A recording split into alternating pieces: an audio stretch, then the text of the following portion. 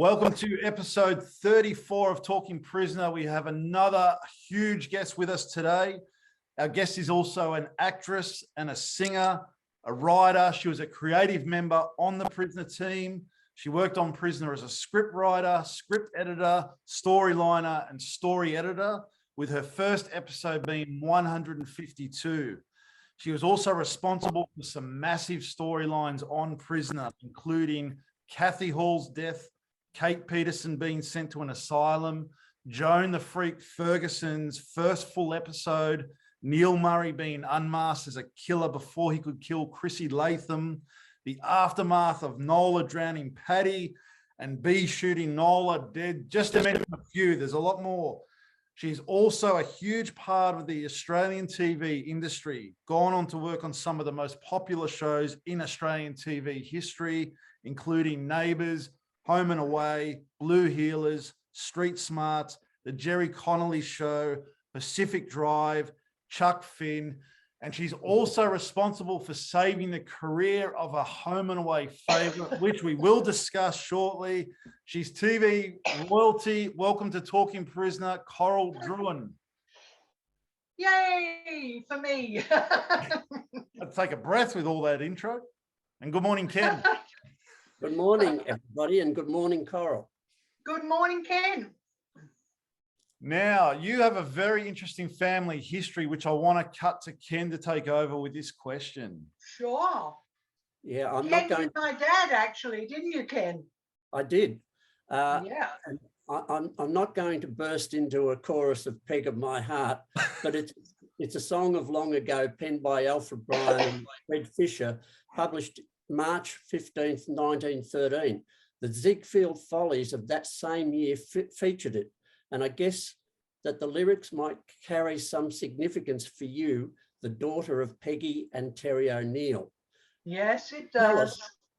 Can you tell us what was life like growing up with Peggy and Terry? And can you tell the fans all about them, please? Sure, I can. Well, it didn't start with my mum and dad. It started with my great-grandparents, who did what used to be called in those days end of the pier shows.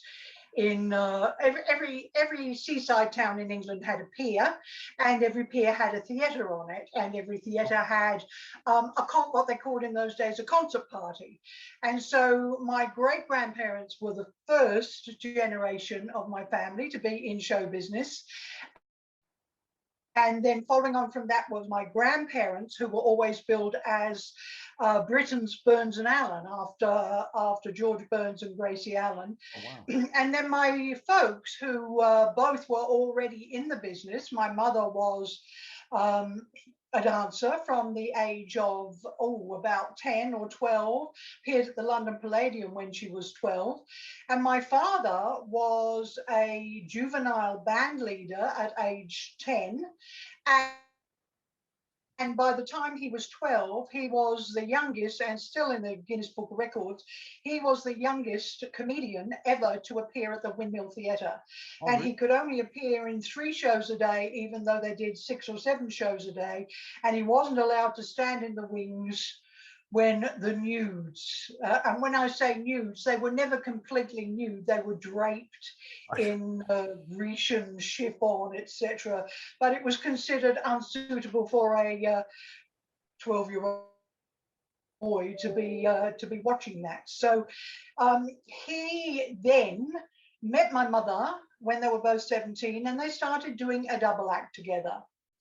And when my father was called up for the war, of course, my mother went back to doing a dancing act, and I was almost born on the stage at the theatre in Doncaster in Yorkshire, but not quite. My mother went into contractions on the stage, and she used to, I don't know if you remember, you might not, Matt, but you probably would, Ken. Do you remember when they used to have those pull-down roller towels in public toilets? Yes.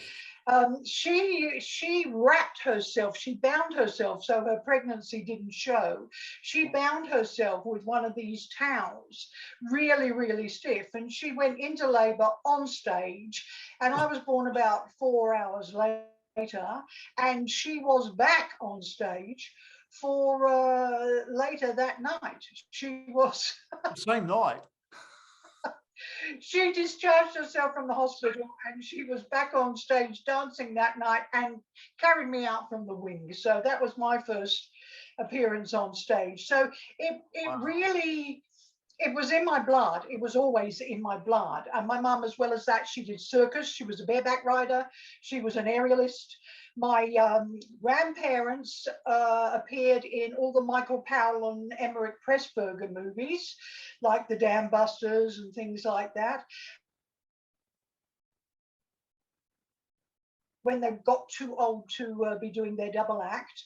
And then when I was about 16, I started doing appearances in England, and I did repertory in England, and repertory was like a different play every single week. So you had to really be on your game.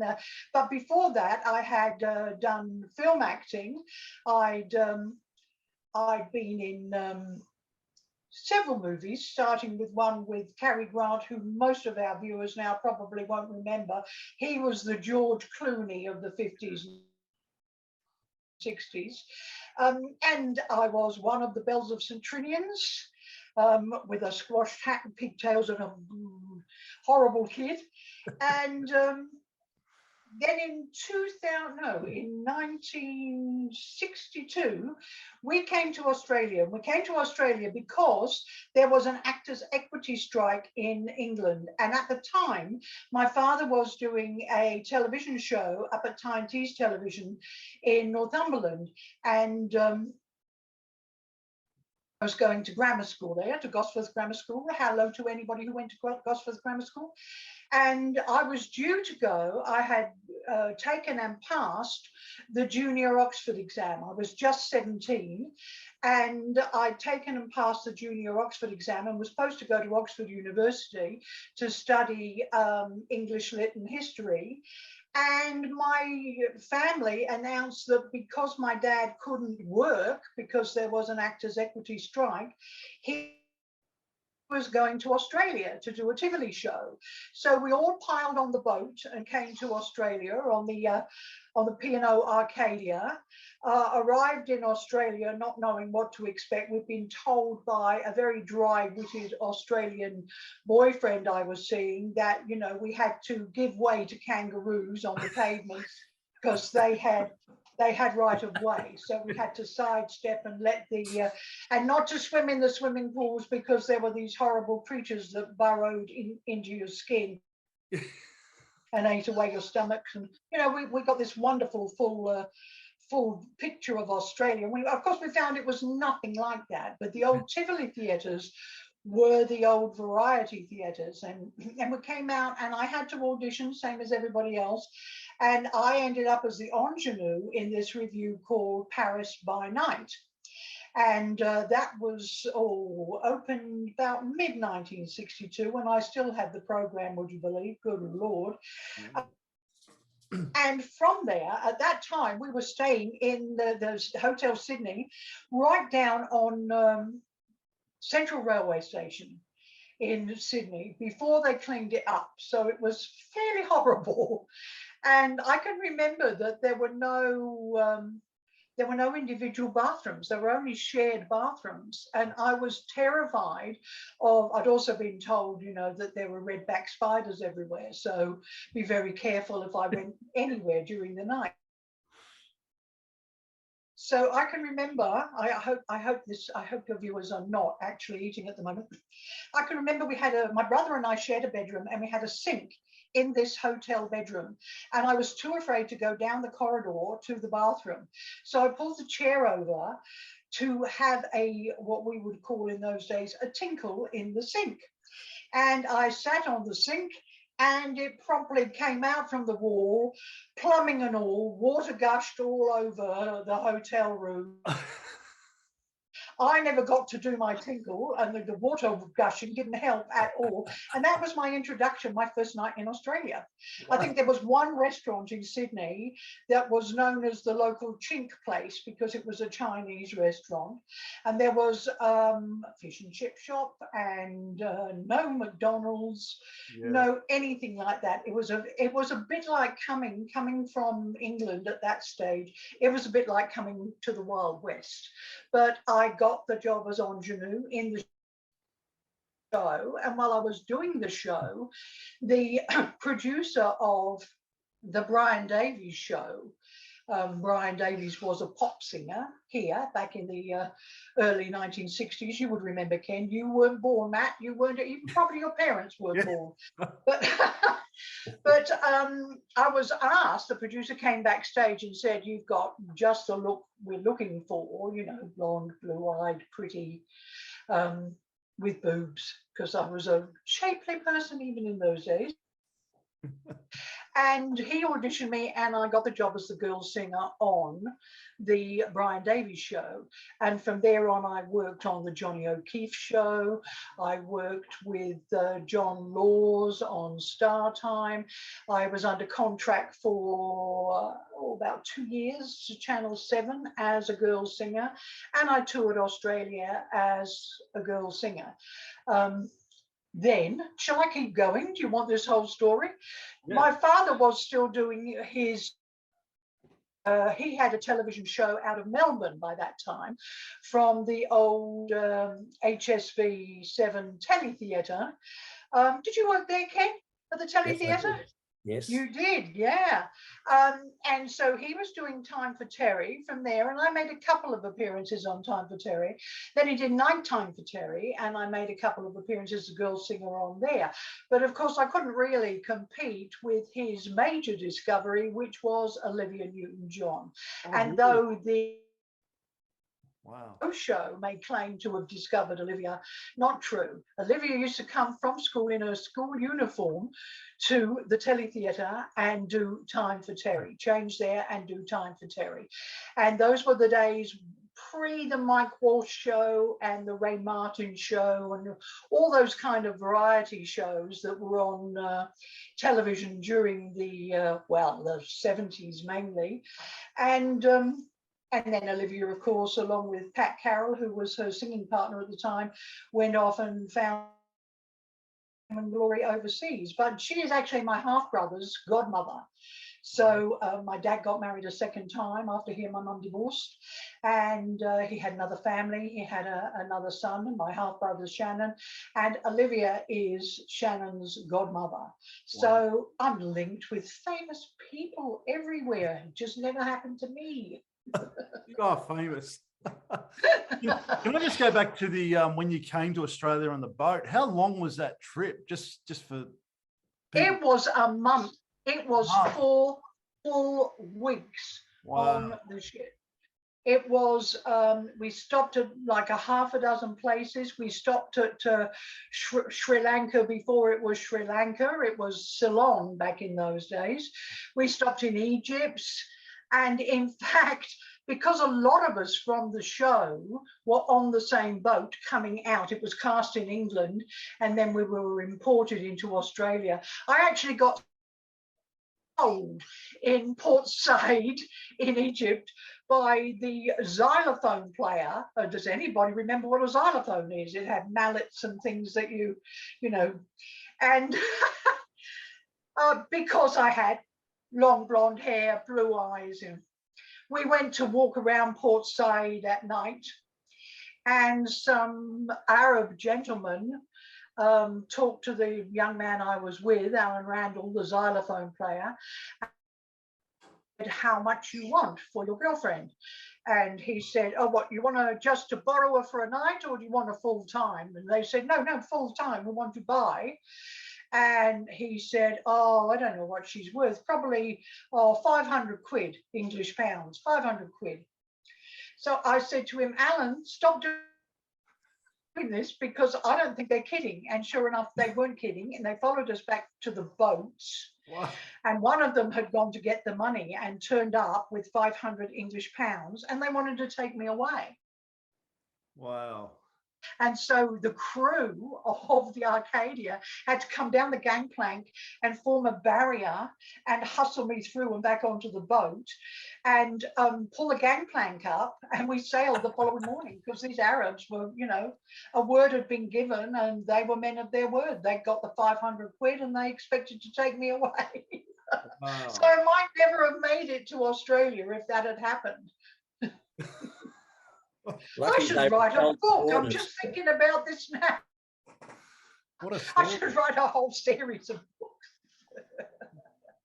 So Amazing. then what happened after that was I met and I was doing cabaret here and still doing the Johnny O'Keefe show and other television shows as a singer. And I met my future husband, and he was working as the stage director at a very, very huge, which became the Cremorne Orpheum, I think, place called the Music Hall in Neutral Bay in Sydney. And it was the first, there were nightclubs, but there were no theatre restaurants in Sydney. And this was the first one, and it seated about 400 or 500 people.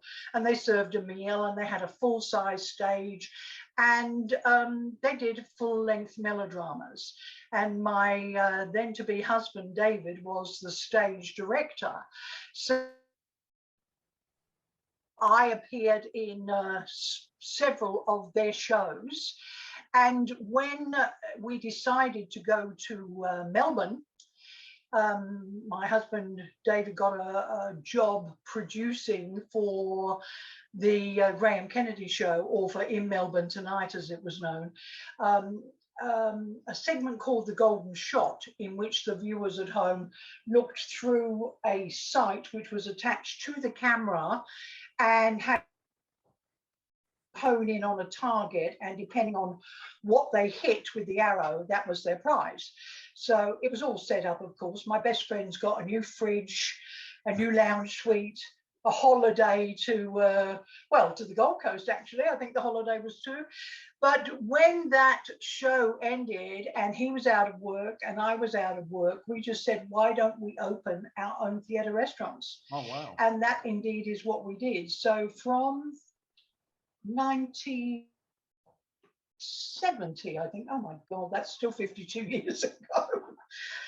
Just pretend you know what the 70s were, Matt. Just pretend. I've got a rough one. So we opened a chain of theatre restaurants in Melbourne, and that was when I started writing seriously. I had been, believe it or not, I wanted to be a poet. I had written at school and had things published, and I wanted to write poetry. That wouldn't have many meals on the table, I can tell you. But I started writing theatre restaurant shows, and then people approached me and I started writing cabaret shows for people like Sid Halen, who was Cookie in A Country Practice. Oh. I wrote lots of comedy material for him, and that was my life for 10 or 15 years. And the only chance I got to write for television was I wrote a Royal Command performance for Steptoe and Son. And I wrote some topical material for Steptoe and Son. They were out here touring.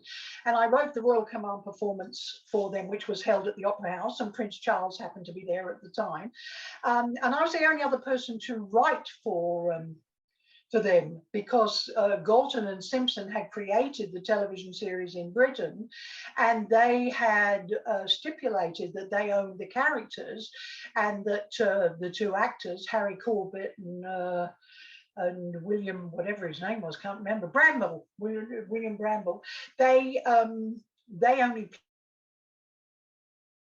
the characters, but they didn't own them. So I had to get permission, or I had to get approval of the script from Galton and Simpson, who very kindly said if I ever wanted to come home to England and wanted a job writing, they would be happy to put me in touch with people. At which time I was having young children. Well, oh, you do. You don't have old children. You have young children, because otherwise it would be impossible to give birth. So I had 2 babies, and I thought to myself, writing, that's maybe not a bad idea. But I was still performing on stage, and I was performing on stage right up until 1979. And I had a hugely successful theatre restaurant in Melbourne called the Grotto Gaslight Music Hall, and another one called Annabelle's, which was behind the Southern Cross Hotel.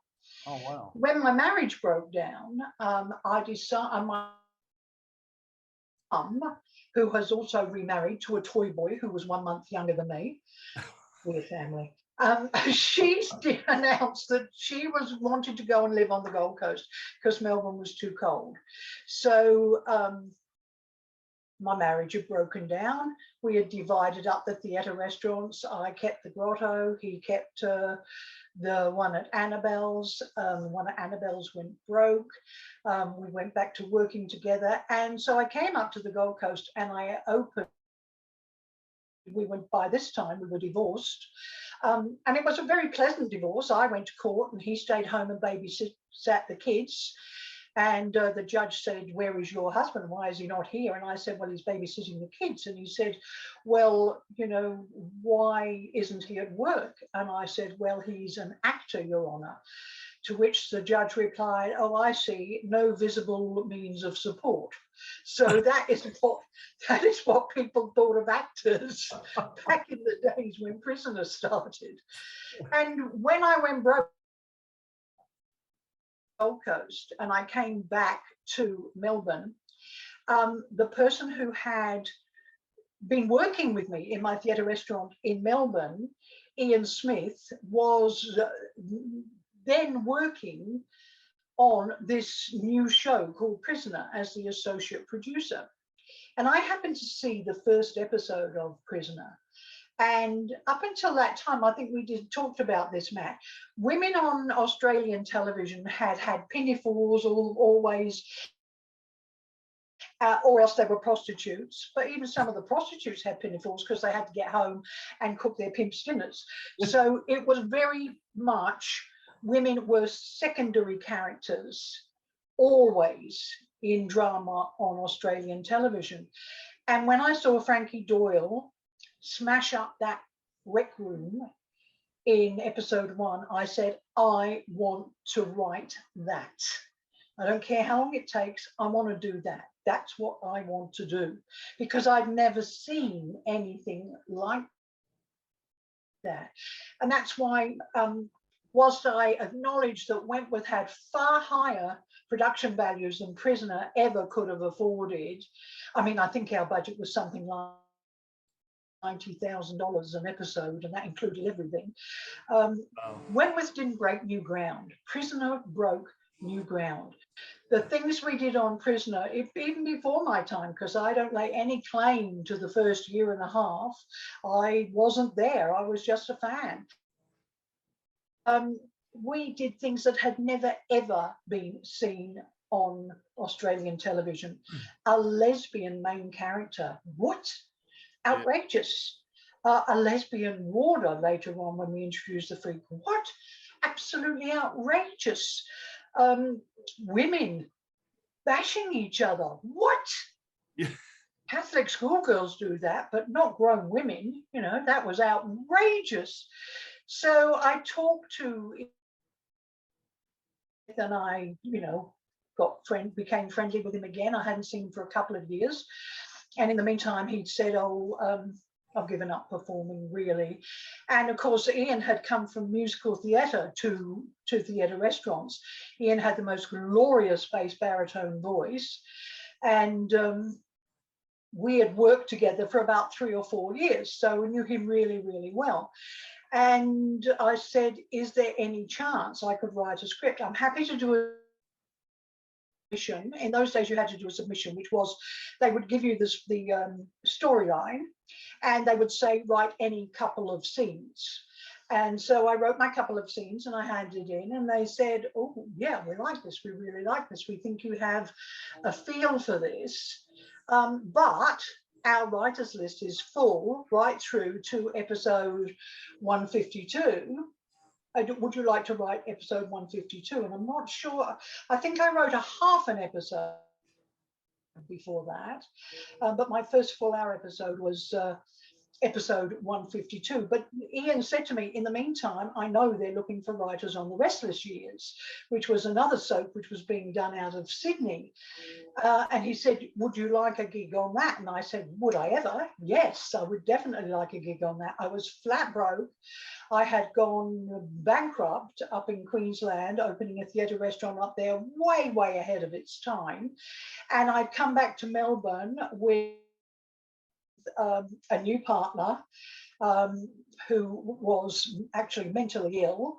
And I didn't know it at the time. People say, oh, you didn't know it at the time. I used to say that about my first husband. Oh, you didn't know he was gay. Yes, I did, but I married him anyway.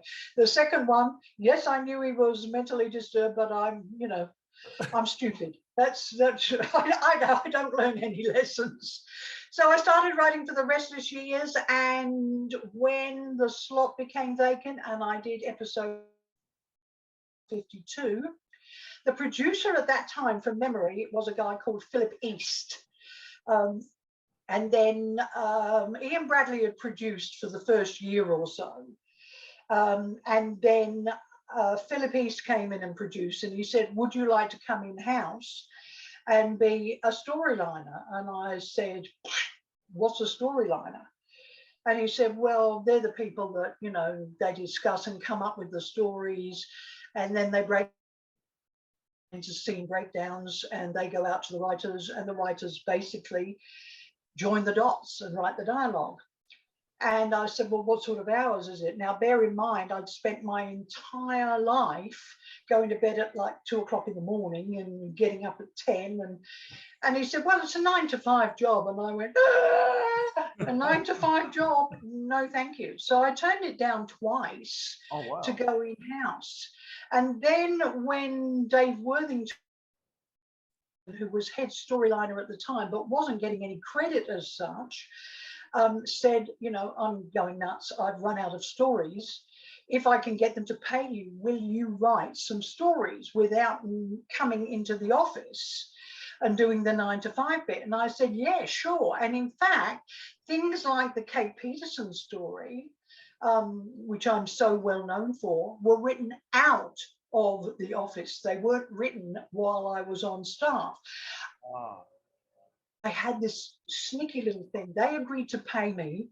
I did the stories in points, and every point was a potential scene, right? So Kate confronts B in the corridor or whatever it was, one line, but that was potentially a scene.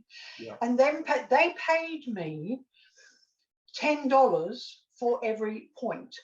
And I remember that the Kate Peterson story, I managed to make one-liners, 60 potential scenes out of that. So I got $600 for not coming into the office and being a storyliner. And I think the storyliners were getting about $400 for being in there 9 to 5. So I got the best of the deal then. But when John McCrae took over as producer, and Dave Worthington left, they said to me, will you come in-house, even if it's only for just a few months? Because the show was actually been, around about somewhere in the early 200s or mid 200s. And Channel 10 wanted to cancel the show. They said it was costing too much. And bear in mind, they hadn't yet sold it overseas. Grundy's hadn't yet sold it overseas. So I think it started in around 83 in Britain. And then it went everywhere. I was on holiday in Hong Kong once, and I saw B actually going, oh, so what?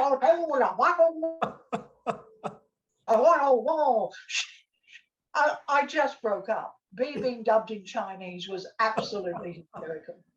So they said to me, and I said very arrogantly, and I have to be honest, I'm 77 now, and I can look back and see my faults and my strengths. I was a total bitch to work with.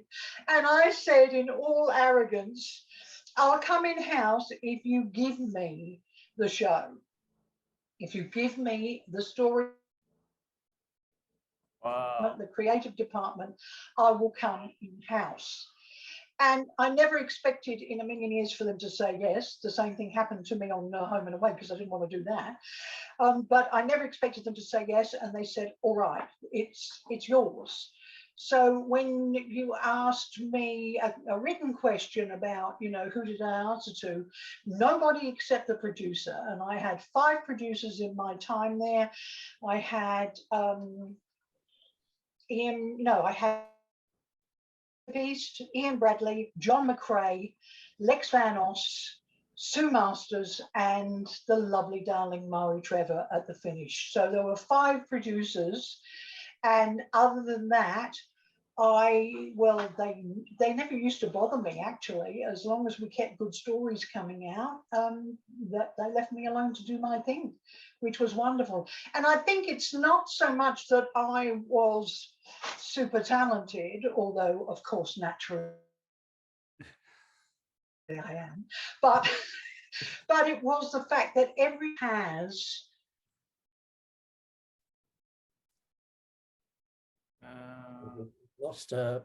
We lost Coral. You still there, Coral?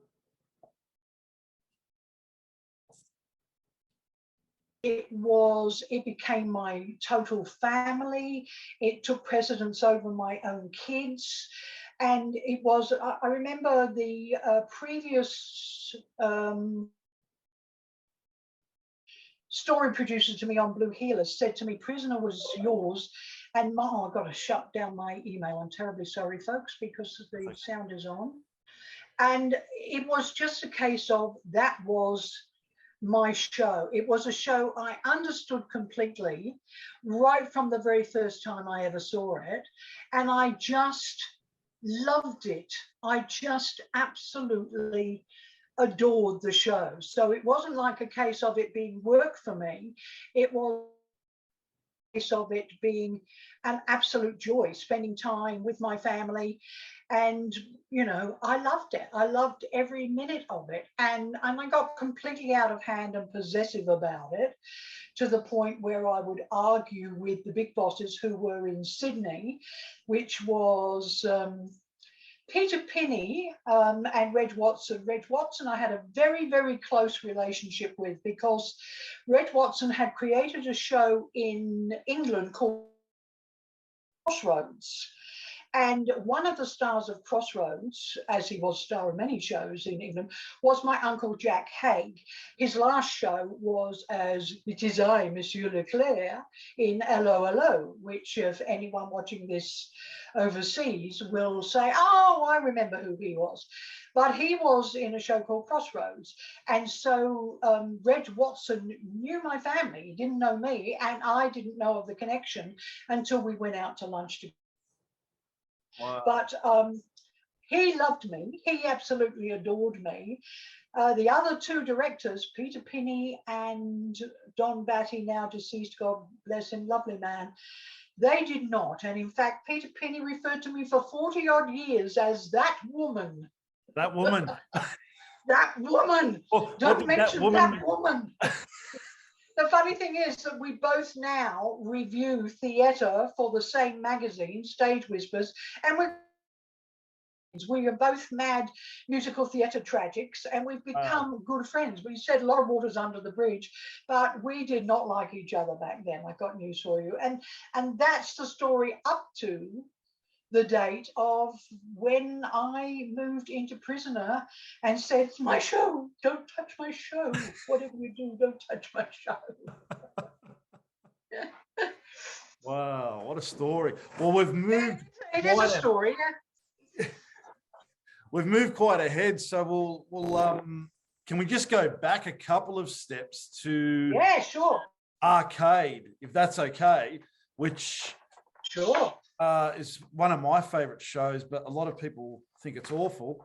I'll just go back to that. Now, you played Consuela McPhee.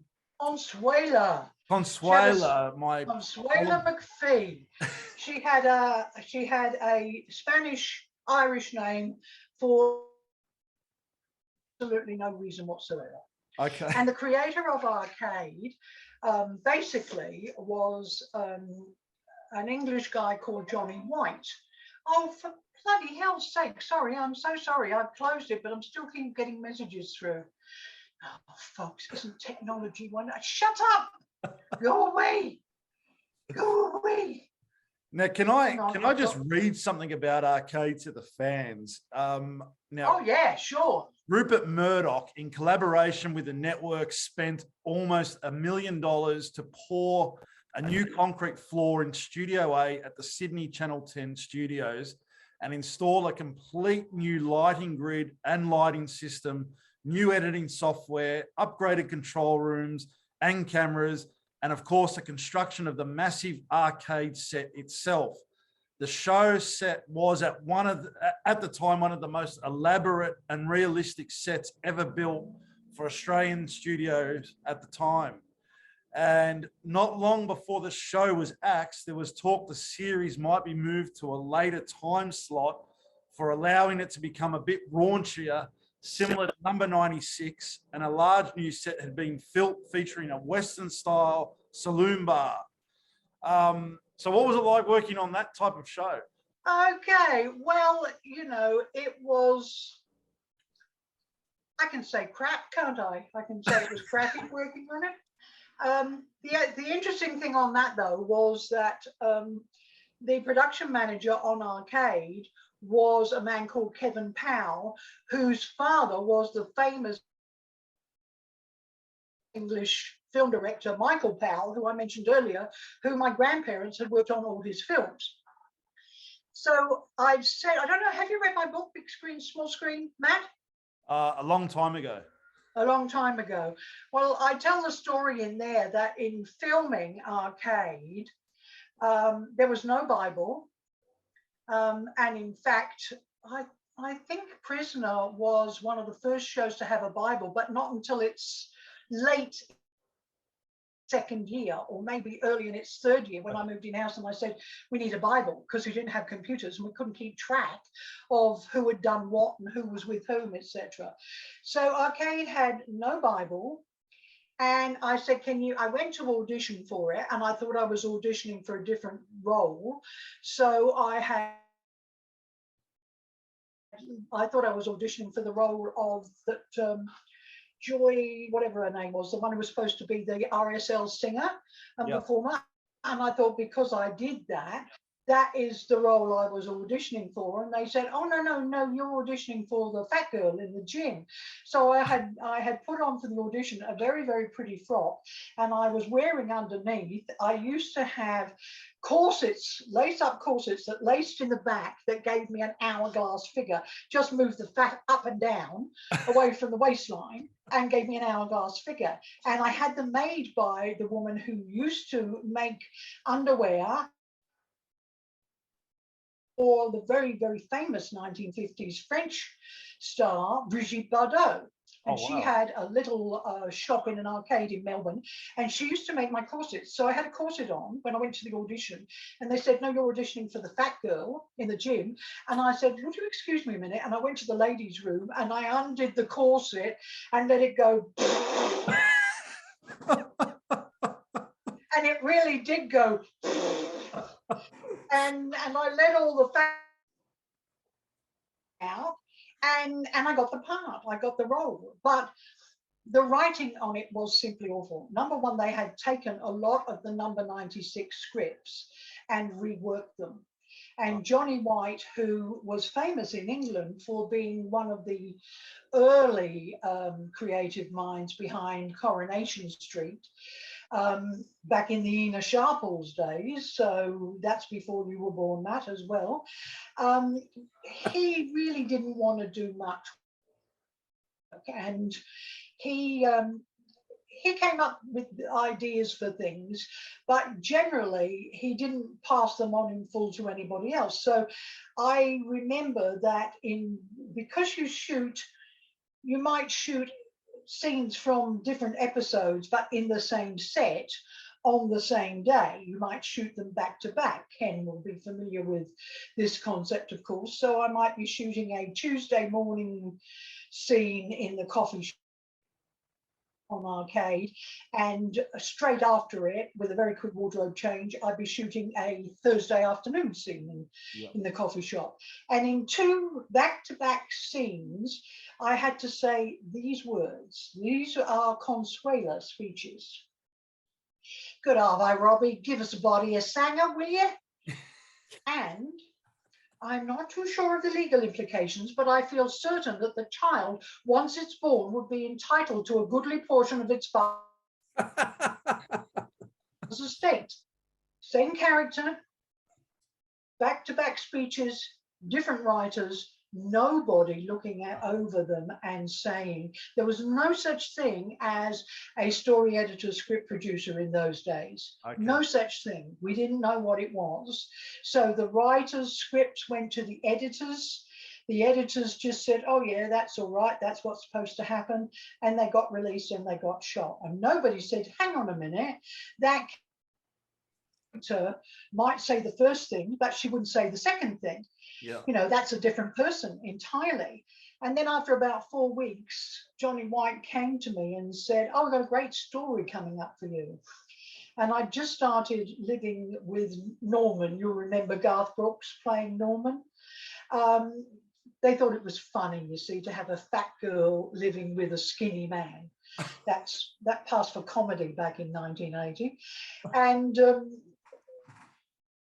they said, you're going to love this story. And I said, what? And he said, oh, we're going to meet your parents. And I said, oh, really? And because there'd been nothing about my parents, I knew nothing about the character's parents. So I created my own backstory in my head. And they said, yes, your father is a lion tamer. And your mother is a fat lady in the circus with a beard. With a beard. And I just looked at Johnny White and I said, no, they're not.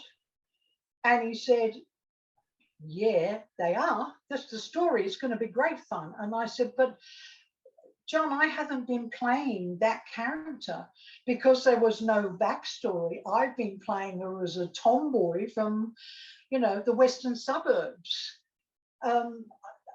I would be a different person if I was the child of a lion tamer, and a fat lady in the circus, and I'd grown up around circuses. So I had a huge, huge fight with them. And I knew that they planned to write me out because I was being difficult. Oh, God, she's so difficult. So nobody knows this story. I break it here on Talking Prisoner. They were very, very conscious of audience reaction to characters, even though they didn't put any time into creating them at all. And so I thought, I know what I'll do. Inside that big Studio A, and incidentally, that article that you read out, Matt, is true. It was a tax loss. It was always intended to be a tax loss for Rupert Murdoch. He needed the tax loss, and so he spent, you could have opened that place as a shopping arcade. Every shop was fully stocked. Oh, really? They weren't like, you know, mock-up books or mock-up videos or whatever else. They were real stock. The coffee machine was a $10 coffee machine. The arcade could have opened as a shopping arcade. The show was never intended to be successful. Never. It was intended to be a tax loss for Rupert Murdoch. Wow. And it was, and a fantastically successful one too. So he didn't care. Nobody actually cared whether the scripts were good, bad, or indifferent. But some of us who were working in the show cared. And I thought, supposing this thing off, it's regular money, and I'd come from, you know, going broke. So I wrote myself, I got 20 different lots of stationery, and I wrote 20 different handwritings of fan mail to Consuela, or to Coral Kelly as I was then. And I got my partner, Tony, to drive me around posting them wherever, so that I always had the most fan mail inside the entrance to Studio A. There's always like a tunnel. You'll remember the tunnels, Ken. There was always like a tunnel, and on the wall in the tunnel was like a notice board with little pockets for us to collect fan mail in. And there'd be, you know, one for Mike Dorsey and one for somebody else and 20 for Coral. And they said, we can't write her out. She's the most popular character on the show. I think I got one genuine fan letter the whole time we were on it. But I learned how to write bloody great fan mail, I can tell you. I wrote, oh, thank you. You're such a positive role model for us overweight women. And we lasted 6 weeks. There was an actress called, I think her name was Tamara Smith. She played Patrick girlfriend on our cage, black hair. Yeah. They fired her and gave her 13 weeks notice, right? Or 6 weeks notice, because that's what they had to do. But the rest of us, we all had run of the show contracts. Now, people think, oh, a run of the show contract, how amazing. If the show runs 10 years, we've got, so the contract said run of the show or 6 weeks notice and pay. And we all said, oh, we've got one of the show contracts, you know, it could last, boy, you know, it could last 10 years. You know, it's Johnny White, it's Coronation Street, that's been going 30 odd years. So she got 6 weeks money. And we got called in on a Friday afternoon and said, your contracts are now terminated because the show's folding, and we didn't get a penny. Oh, the rest of us did not get a single solitary penny. She was the only one that made any money out of it. wow. And that was Arcade. I mean, it could have been a reasonable show. It wasn't a bad idea. It had some really good talent in it. It had Lloyd Desmond and Peggy Mortimer. It had Mike Dorsey. It had Christine Harris, and that's where I first met Christine, of course, and then later cast her as, or had a hand in casting her as Pippa. And it had a terrific cast. If we'd had decent scripts, but it was that show that made me think I've got to do better than this. I couldn't write any worse than this. So it was the show which made me decide to write for television, because the scripts were so dreadful. You would here is a piece of big print from one of my scripts, right? Consuela flounders about on the floor like a stranded whale. This is in the big. And I said, that's going to be method acting for me.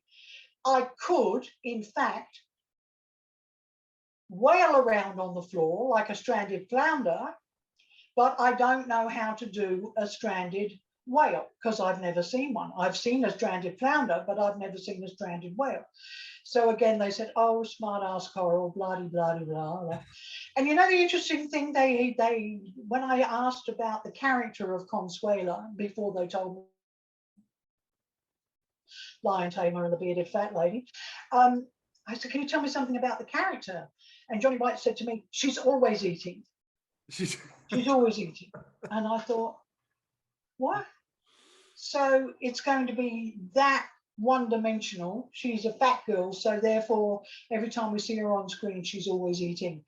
And you know this show well, Matt. I bet you thought I ate in a lot of scenes, didn't you? Yeah.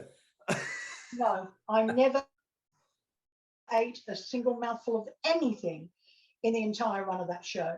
I made that promise to myself that I never would. So I would cut the cake up with a fork, and I would get a bit on the fork, and I would go, oh, and another thing, and I'd point the fork at the person opposite me.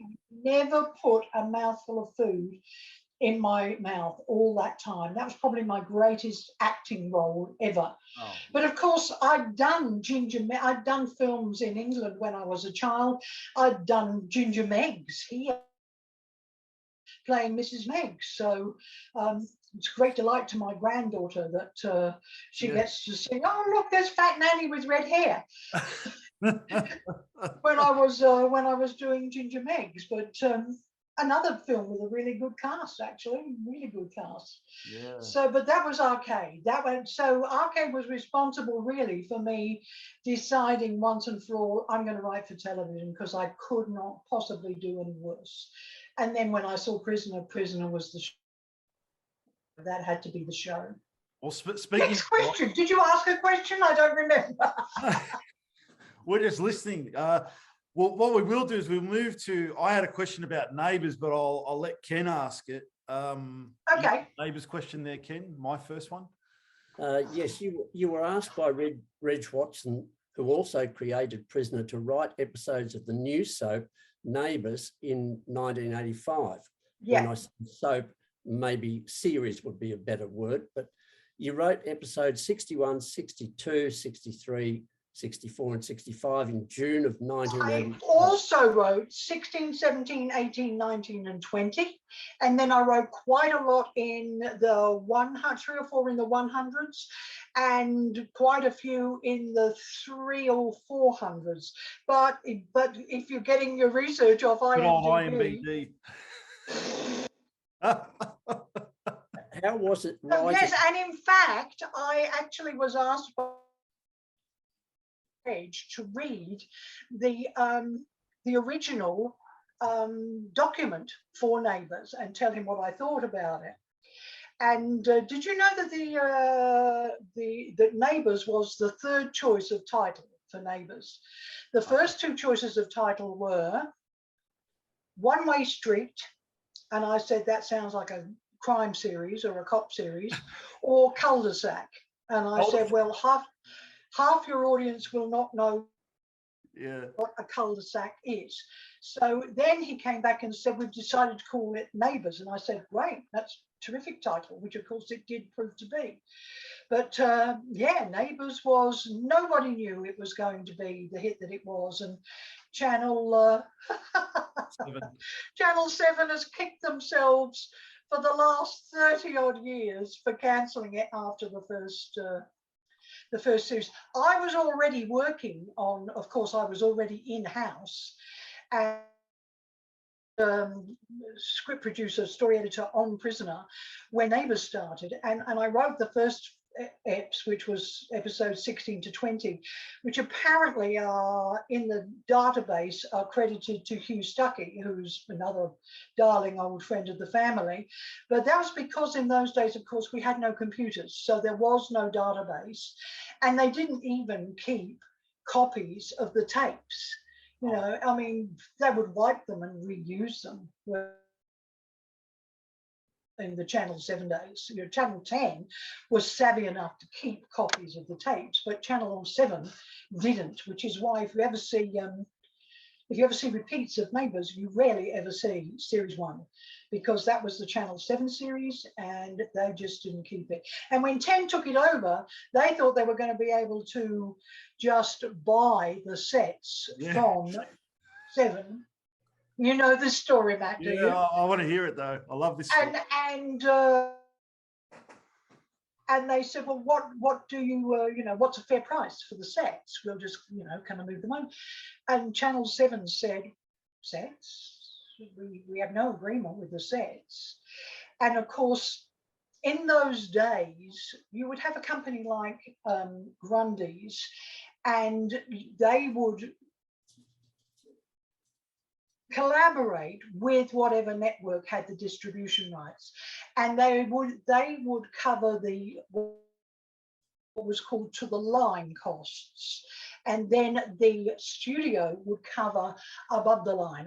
So the sets were owned by the network, not by Grundy's. And when Grundy's took the show and 10 said, yes, we'll give you 12 months on it, Channel 7 said no, simply out of spite, and destroyed the sets. Would not even let them have the bits of the sets to recreate the sets. So the sets were recreated from memory, and that's why stalwarts of Neighbours who've watched it since episode 1 say, hang on a minute, in the second year the door's on the other side, because they were recreating the sets from memory. But how petty of Channel 7 to do that. I mean, they're the ones that let the show go. In actual fact, they wouldn't have let it go, except that they were trying to beat down the price of the show at that time. And they were paying something ridiculous for 5 half hours per week, which would have meant that had Grundy's not sold it overseas, they would have been out of pocket. They would have been paying to make the show. And 10 offered them marginally, only marginally more, but that marginally more was enough for them to say, well, we've covered all of our costs. And now once we sell overseas, we go into larger profits. But it's interesting that even though Neighbours was networked overseas, it never, even at its height, sold to as many territories as Prisoner did. Yeah. Never. Prisoner I can't always remember sold the- to more territories. There's a story, and you may remember the name of the executive at 10, but what he did when they rebuilt the sets, they had a semi-trailer, and on top of the roof, they said, Neighbours, welcome to your new home. And it was a publicity stunt that was... Yes, they did indeed. They did indeed have welcome to your new home on it. And they got a lot of press out of that fact. Yeah. But, you know, Channel 7, and of course I later worked for Channel 7, and television's not always a nice place to be, is it, Ken? It's probably good if you're behind a camera, but when you have to deal with the suits, there are some not very nice people out there, petty people, you know? Yeah. Petty, really petty. Next question. More Neighbours? Yeah. Or Well, with Neighbours, you worked with or you knew of Francis Bell, Stephen Dennis, Paul Keane, David Clenchey, yeah. Anne Haddie, and Alan Dale. What was your thoughts about them? Look, they were all really good cast. They were excellent cast. But the interesting thing is, which a lot of people don't understand, in the 1980s, I think it would have been, a new way of creating television shows came into being in America, and it was called in the room. You created in the room. So what happened was you got the writers in there, you got the showrunner, which is the name now for the job I used to do then. Story editor became script producer became showrunner. And so the writers got to know all the actors that they worked with. But back in the days when we were doing Neighbours and in fact Prisoner, that's not how television was done here. The first show to have writers on staff and to do that here was in fact Blueheelers in round about its 5th or 6th year. So, you know, well into 90s. Up until that time, you had a team of storyliners would create the scene breakdown, which was the whole episode, but in prose, no lines, no dialogue. So, you know, it would say things like, you know, Harold tells that he's going to be home late that night, and then the writers would fill in, don't wait up, I'm going home late tonight. Okay. And they still do it that way in New Zealand for shows like Shortland Street. They call their writers the dialogue writers, and they call their storyliners the writers because they create the stories. So we had very, very little to do with any of the cast unless we had trips out to the studio to see new sets. If there was a new set being built, we got to go out to the studio so we could see how the new functioned, how much studio space there was, what it was feasible to set in that set. Other than that, I worked on Neighbours in my break from Prisoner. Over the 5-week Christmas break, I did 5 episodes of Neighbours. Never met anyone. It was only the fact that I had met those particular actors in other situations, in theatre situations. Of them had worked at the music hall in Sydney, or they had partners who'd worked at the music hall, and I'd come in contact with them in that way. But I do remember that, I can't remember now, you might remember, Matt, if you were an avid viewer. I can't remember if it was my first 5 episodes for them, or whether it was that 61, 62, but it was about, I can't remember, one of the girls was pregnant, looking for an abortionist, and they had this lovely lady as a story editor who wrote short stories and magazine articles and didn't know anything about television, and she had this character going from trying to get back to the neighborhood, trying to get back to the street, on the road at night.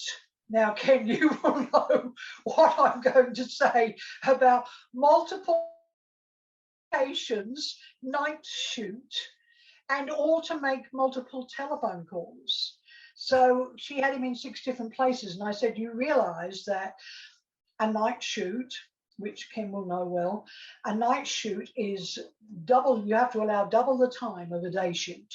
So if you've got night shoot on location and you've got a 4-hour daytime location, if it's a nighttime shoot, it's got to be an 8 hours on location. And it's going to be longer than that if you move it from place to place to place to place, different locations. You've got to pack up the whole, you know, I mean, I think the first series was done with OB vans because they weren't doing it on film, they were doing it on tape. So you had to move what was an outside broadcast van to a new location, plus all the cast, plus the wardrobe, plus everything else.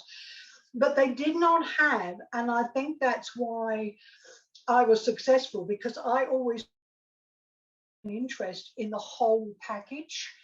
And so I would say, well, you know, how long does it take to shoot that scene? And they'd say, well, you know, we have to get to, it comes once the cast and the crew are on call. That's on call not from the time we start shooting, but from the time they're called to get to location.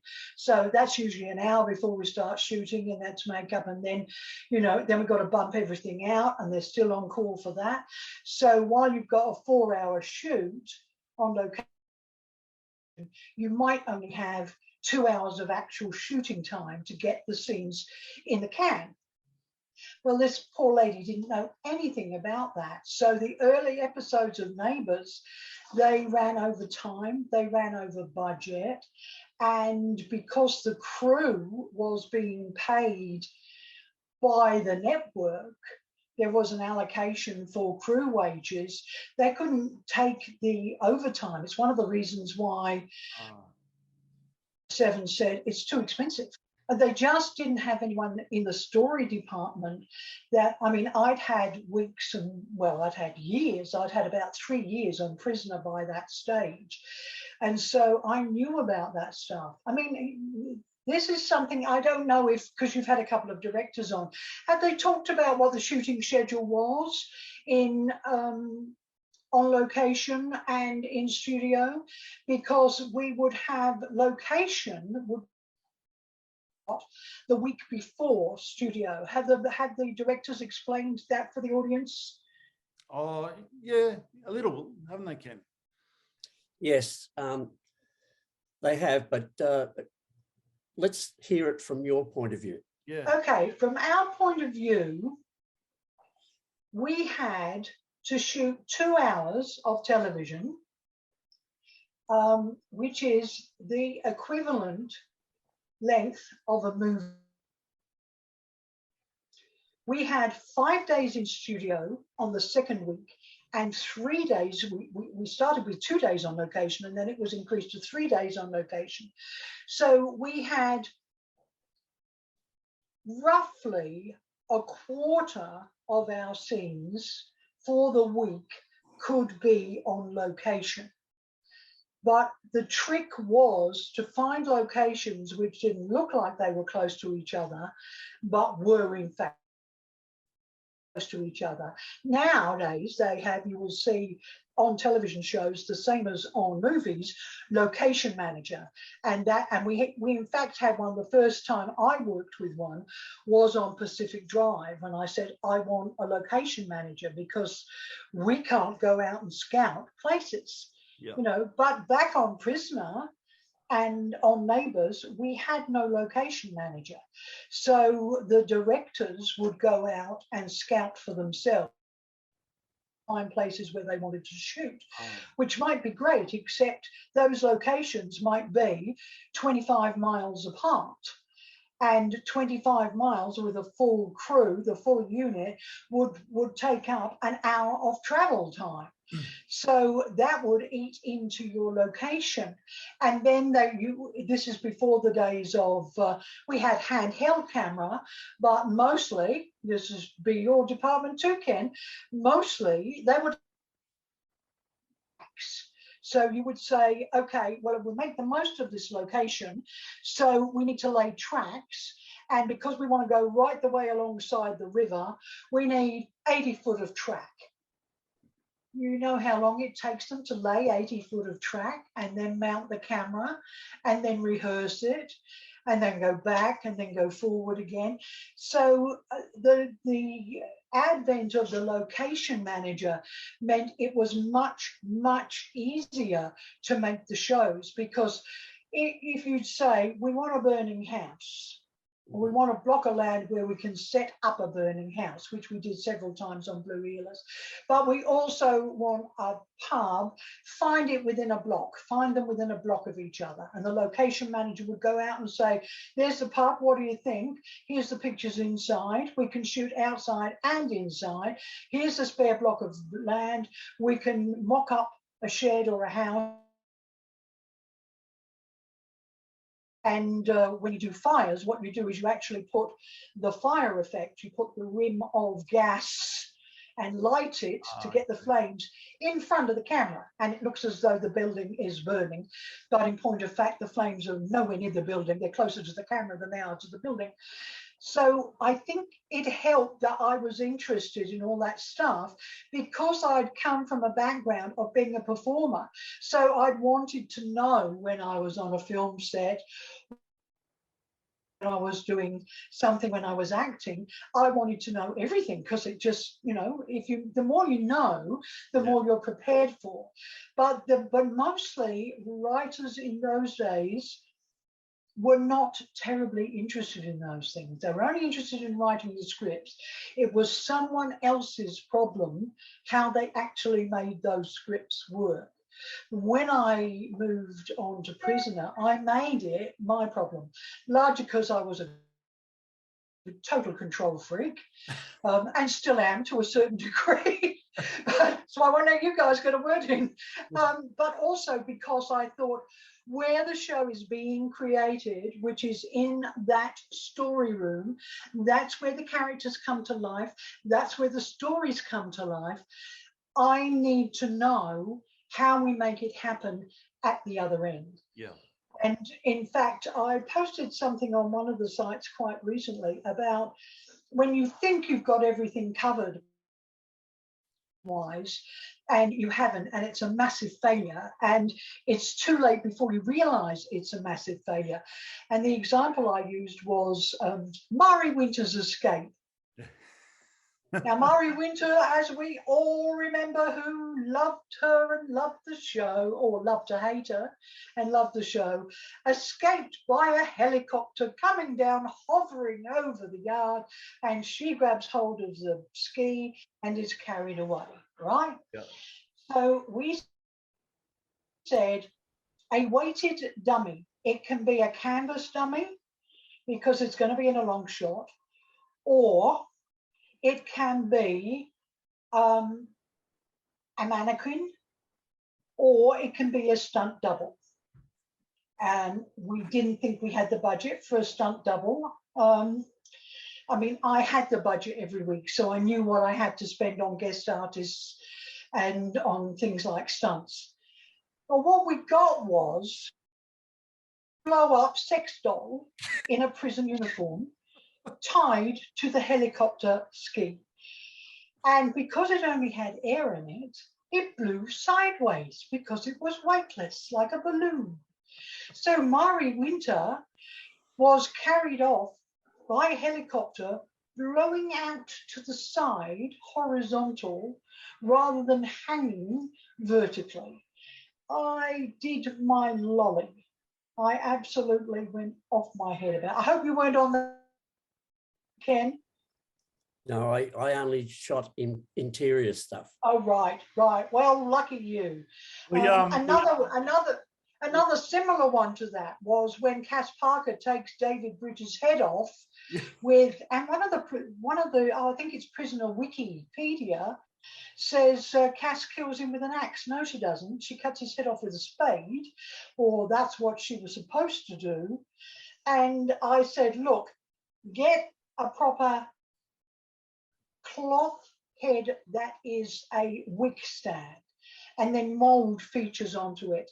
And well, it looked like, do you remember the Hey Hey It's Saturday, Matt? Do you remember Dickie Nee? Yeah. It looked like a head on the, it looked like a plastic head coming towards her, and Cass goes, phew.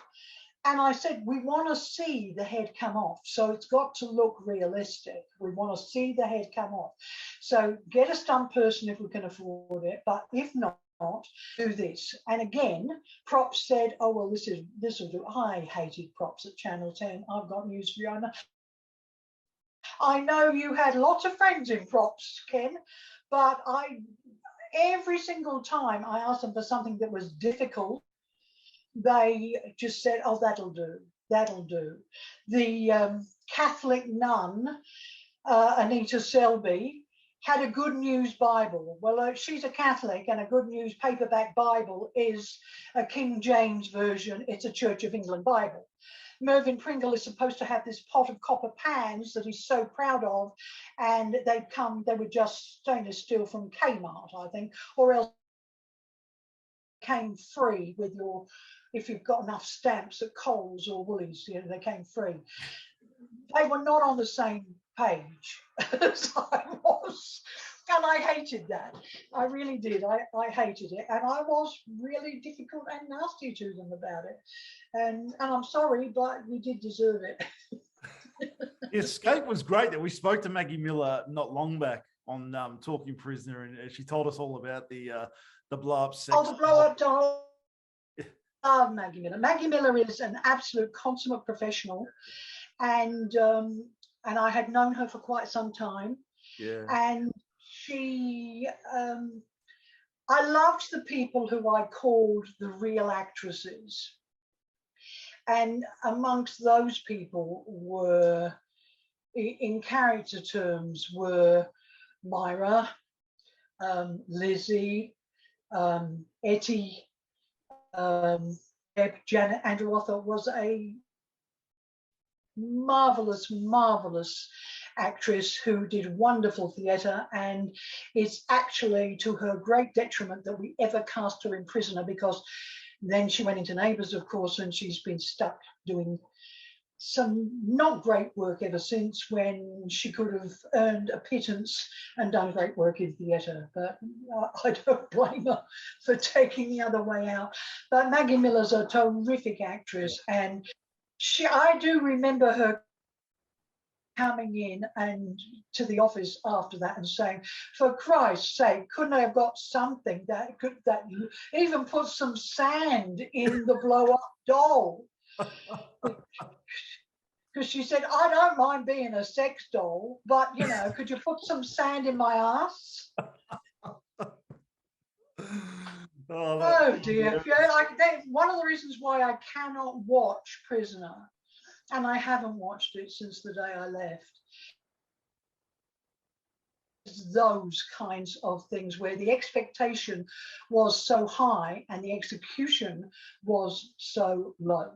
And so I feel for the fans who say, hang on a minute, those flats didn't meet properly, or there wasn't a door there in the last episode, I really feel for them, because they have a right to expect some consistency and some credibility. I mean, the bars in the prison were broomstick handles. That's what they were, and they were painted, and they look like broomstick handles. What would it have hurt to have got some kind of galvanized? They didn't clang, they couldn't clang, so the clang was a sound effect.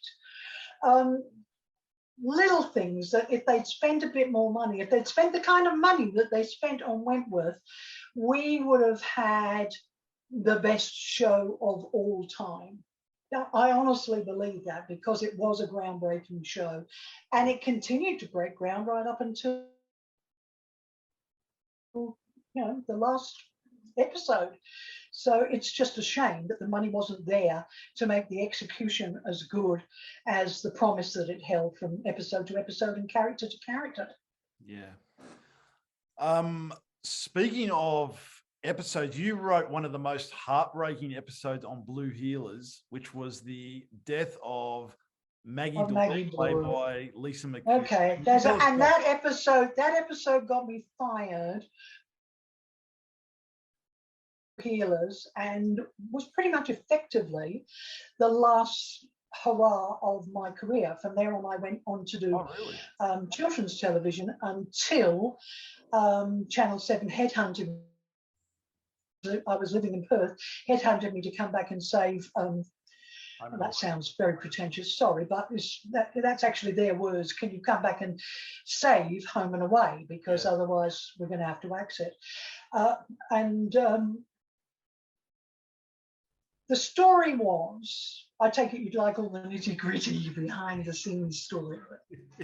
The story was Lisa McCune wanted to leave. And the director and the producer and the executive producer, it's hard for me to say those words without spitting on the floor, but I will try to get through them. And the producer, who was actually a lovely man, said, we'll have her marry PJ and just disappear. And they had a philosophy on Blue Heelers that once somebody left Blue Heelers, they were never mentioned again. They ceased to exist. The character was never mentioned again. And I said, but if you do that, I had a huge fight with them. I said, if you do that, that is cheating the audience, because the audience is going to want to know, what is Maggie Doyle doing? And so they're going to ask PJ every time he comes into the station, how's Maggie? You know, are you having any babies yet or whatever? And the audience is going to be expecting her to come back. Yeah. Lisa had said quite clearly, I am not coming back. So then Lisa and her agent at the time, who was married to, oh my goodness, what's the name of him from Hey Dad, the one who was done for child abuse while shooting the thing. And his wife was Lisa's manager. And she said Robin Gardner was her manager, was married to, what was his name? Robert Hughes. Yeah. Robert Hughes, thank you. And Robin Gardner rang me up and said, Lisa's got a story. Can she talk to you about it? And I said, yeah, sure. So Lisa and I were quite close.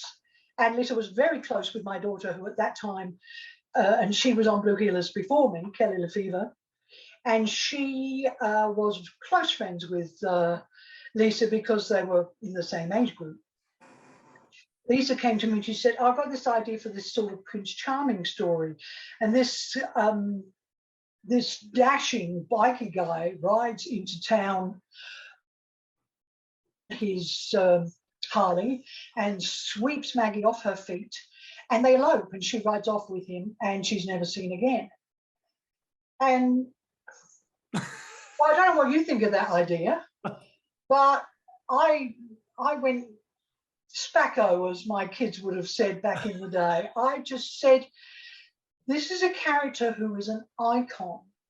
She is a role model for all of the young women in Australia. She is what we all aspire to be.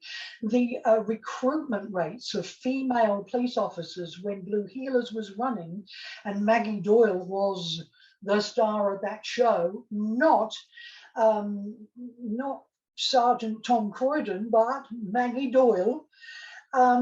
The recruitment of female police officers went through the roof.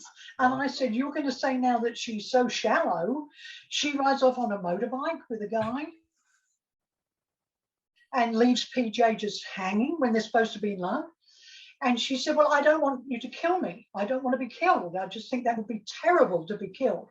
So we spent about 3 months trying to figure out what to do with her. Oh, wow.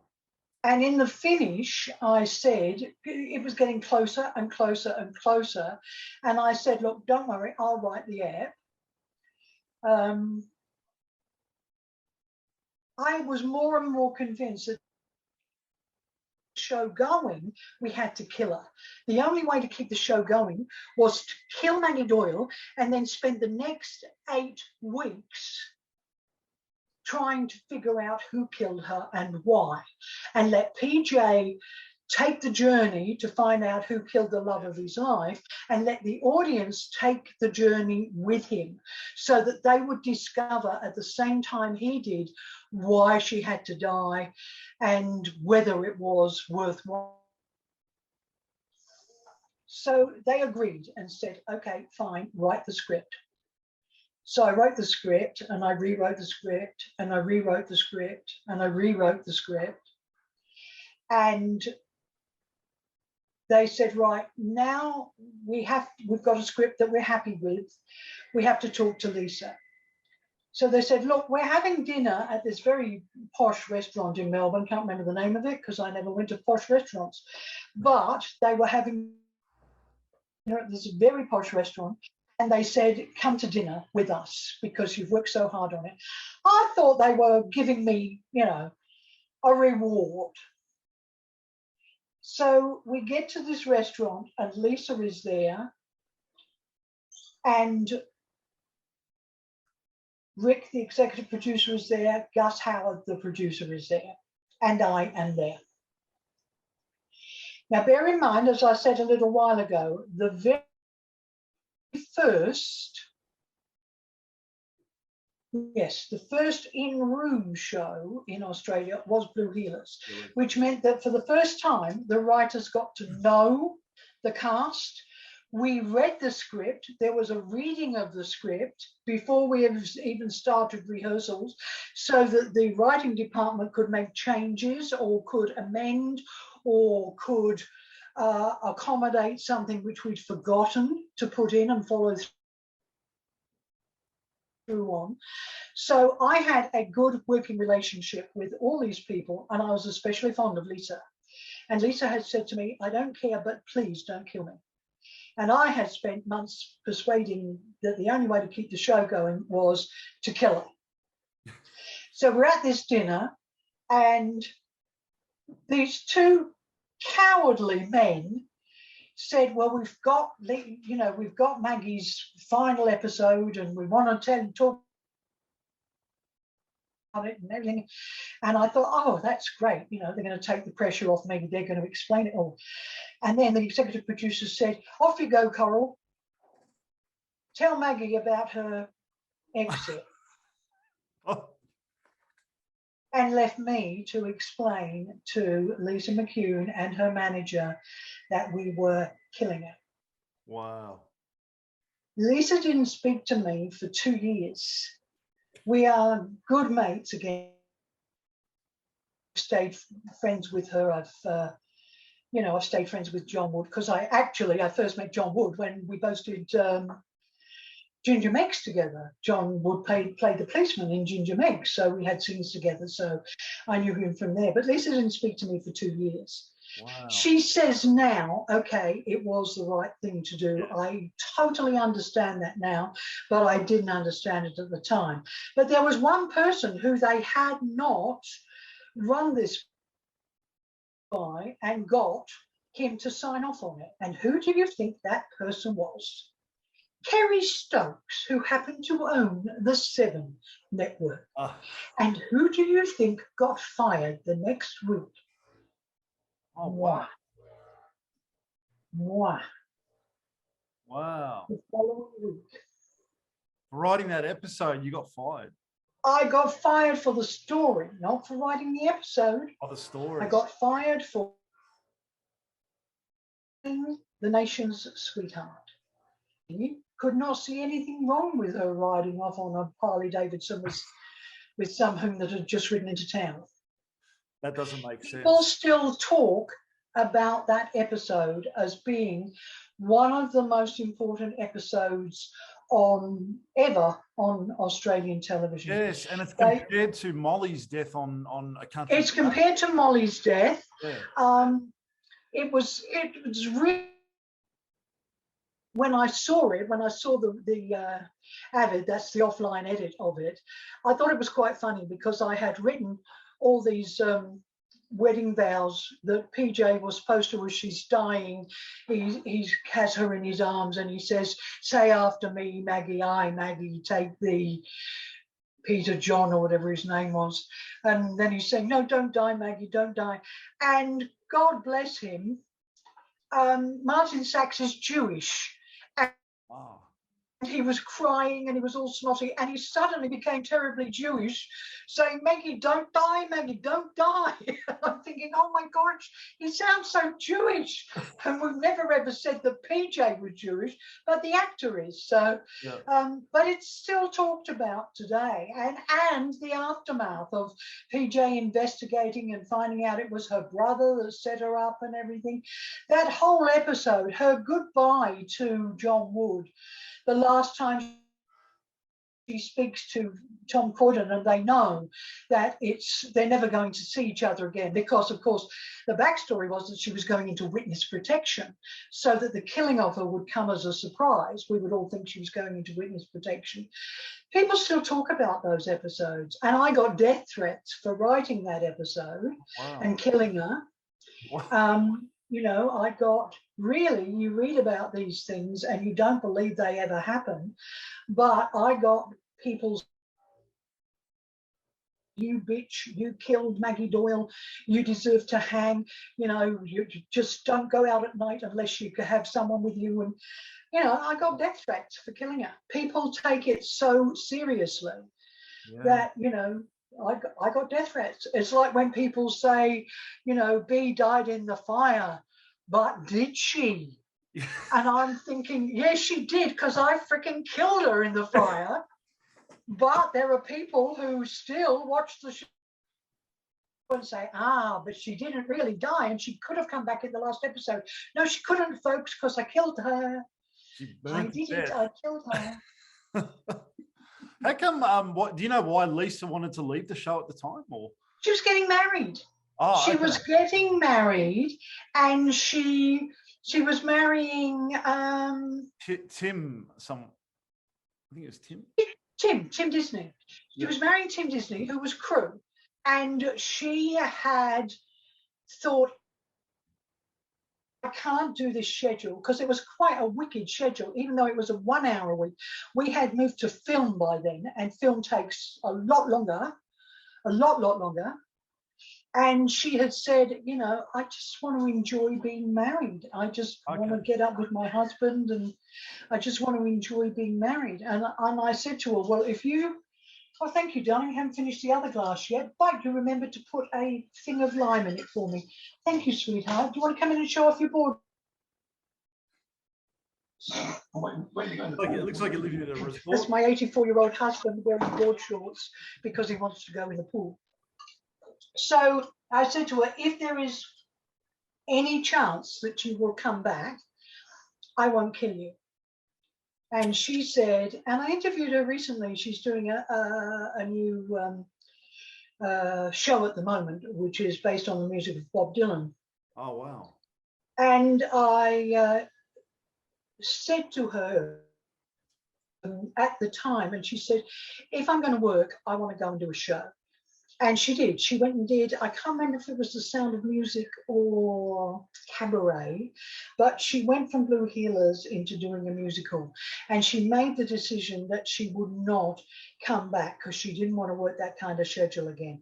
And of course, she's done several television series since, but they've been shorter runs and they've been less grueling schedules. Yeah. She had really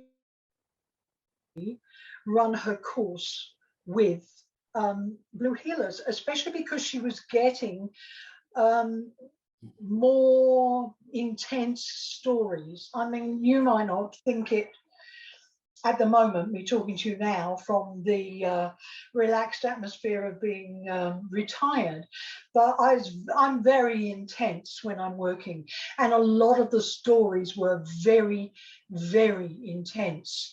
Like we did a story about a young gay guy with AIDS whom his parents bury him alive. They think he's died and they bury him alive, and his lover comes looking for him. People said to me at the time, oh, you cannot do a story like that. You just can't. It's too Where do you draw inspiration from those type of stories? Where does it? I honestly don't know. Look, I will say this, and I will say this to anyone who thinks I want to be a writer. Whenever I take writing masterclasses, which I do from time to time, I always say, hands up who want to be writers because they think they'll make some money from it. And some people put their hands up.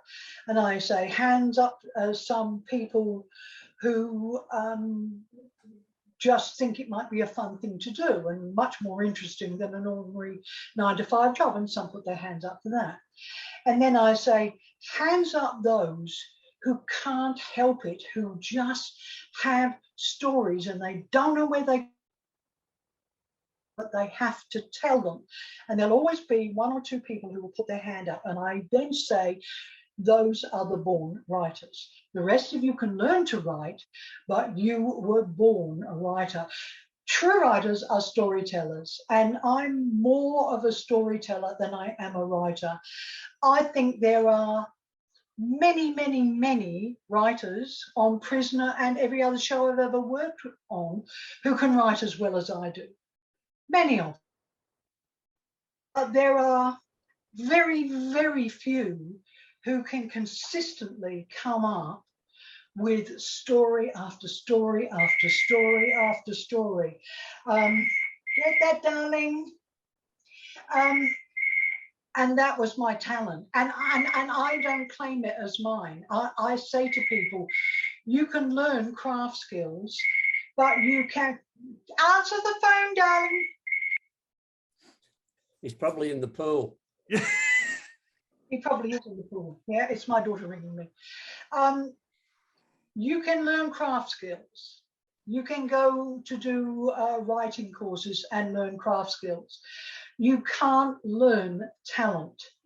Talent, no matter what it's for, is something. I interviewed Casey Donovan this morning for the magazine I write for now. Oh, wow. And she was talking about winning Australian Idol when she was only 16, young Indigenous girl, never been any. And she wins Australian Idol when she was 16. And now she's rehearsing for a role in the musical 9 to 5. And she said, you know, I sometimes feel inadequate because I'm with all these people who went to performing arts schools and did this and did that and the other. And she said, I've never had any training of any kind. And I said, yeah, but you had talent. You can't learn talent. It is loaned to you. And I don't want to get all spiritual on everybody, but I honestly believe that. It's not my gift. So I would always say, if I am hard on you or down on you, or I throw a tizzy about something, it's because I am honoring the gift. The gift is my ability to tell stories. So my obligation is to tell them in the best way that I possibly can, so that I'm not cheating. I'm not saying, what do we want the character to do next? I am honoring the gift of saying, these characters don't know they're in a television show. They have no idea they're in a television show. That's their life. Yeah. They're living their life. and the writers get to drop in on their life and find out what's happening to them. Now, that sounds, a good old English word, that sounds wanky, I know, but the really good and the great writers in film and television, they all believe that. And if they believe that, they will never be great writers. They'll be journeymen, they'll turn out perfectly workable scripts, but they will never be great storytellers. And the same is true with directors. If you don't believe it, lock, stock and barrel. Remember seeing, before I was a writer, seeing Silence of the Lambs. Remember seeing Silence of the Lambs? Yeah. And I lost interest in Silence of the Lambs when Clarice goes into the home of the serial killer on her own. She's a trained FBI agent. She would not have gone in there on her own. She would have called in and said, I'm here, I'll wait for backup, and then we'll go in. Wouldn't have made any difference. The killer was still in there. So she could have waited. And at that point, the film ceased to have any credibility for me. It just, then from that point on, I thought, well, let's just manufacture it. And if I don't believe it, on the other hand, I believed all of E.T. And the first time I saw E.T. in the cinema, when they found the body of by the river, there was someone in the cinema who cried out, oh no, oh my God. And guess who it was? It was me, because I believed it completely. Yeah.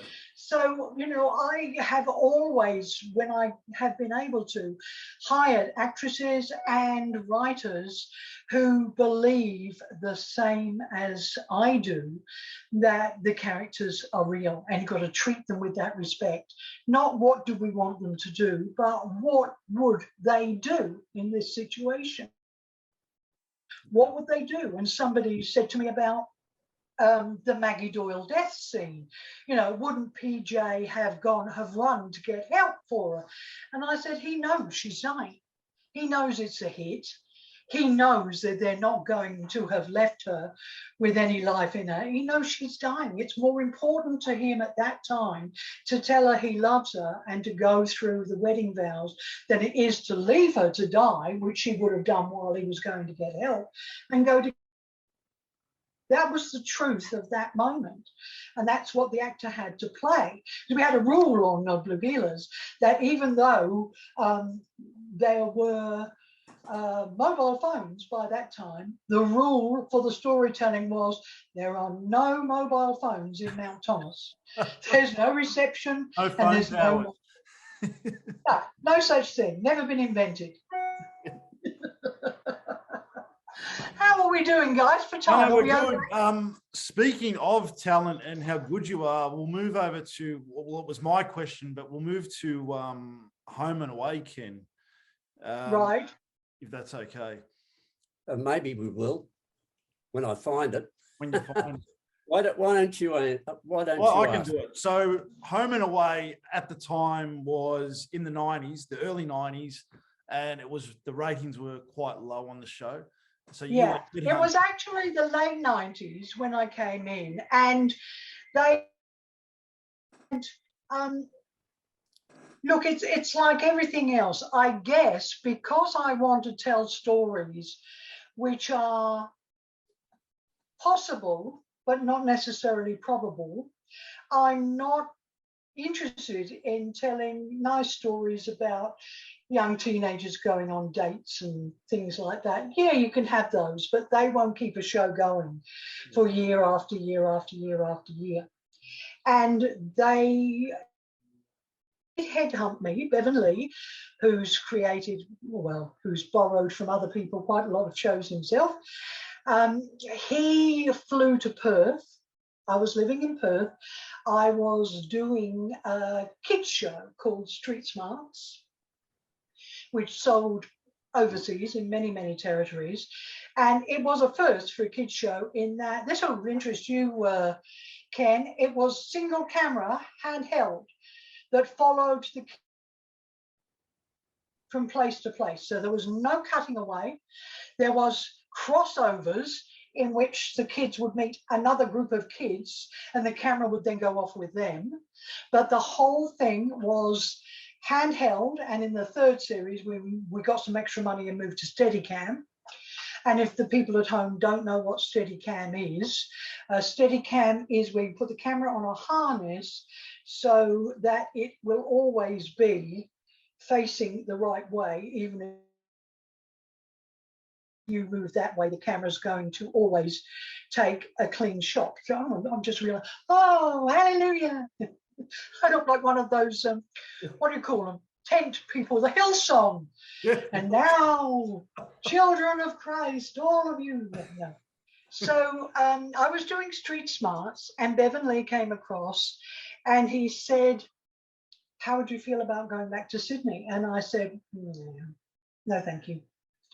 I know like Sydney. I spent the first 10 or 12 years of my time in Australia in Sydney, and I'd always been a Melbourne person, but I had fallen in love with Perth. I was absolutely, totally in love with Perth.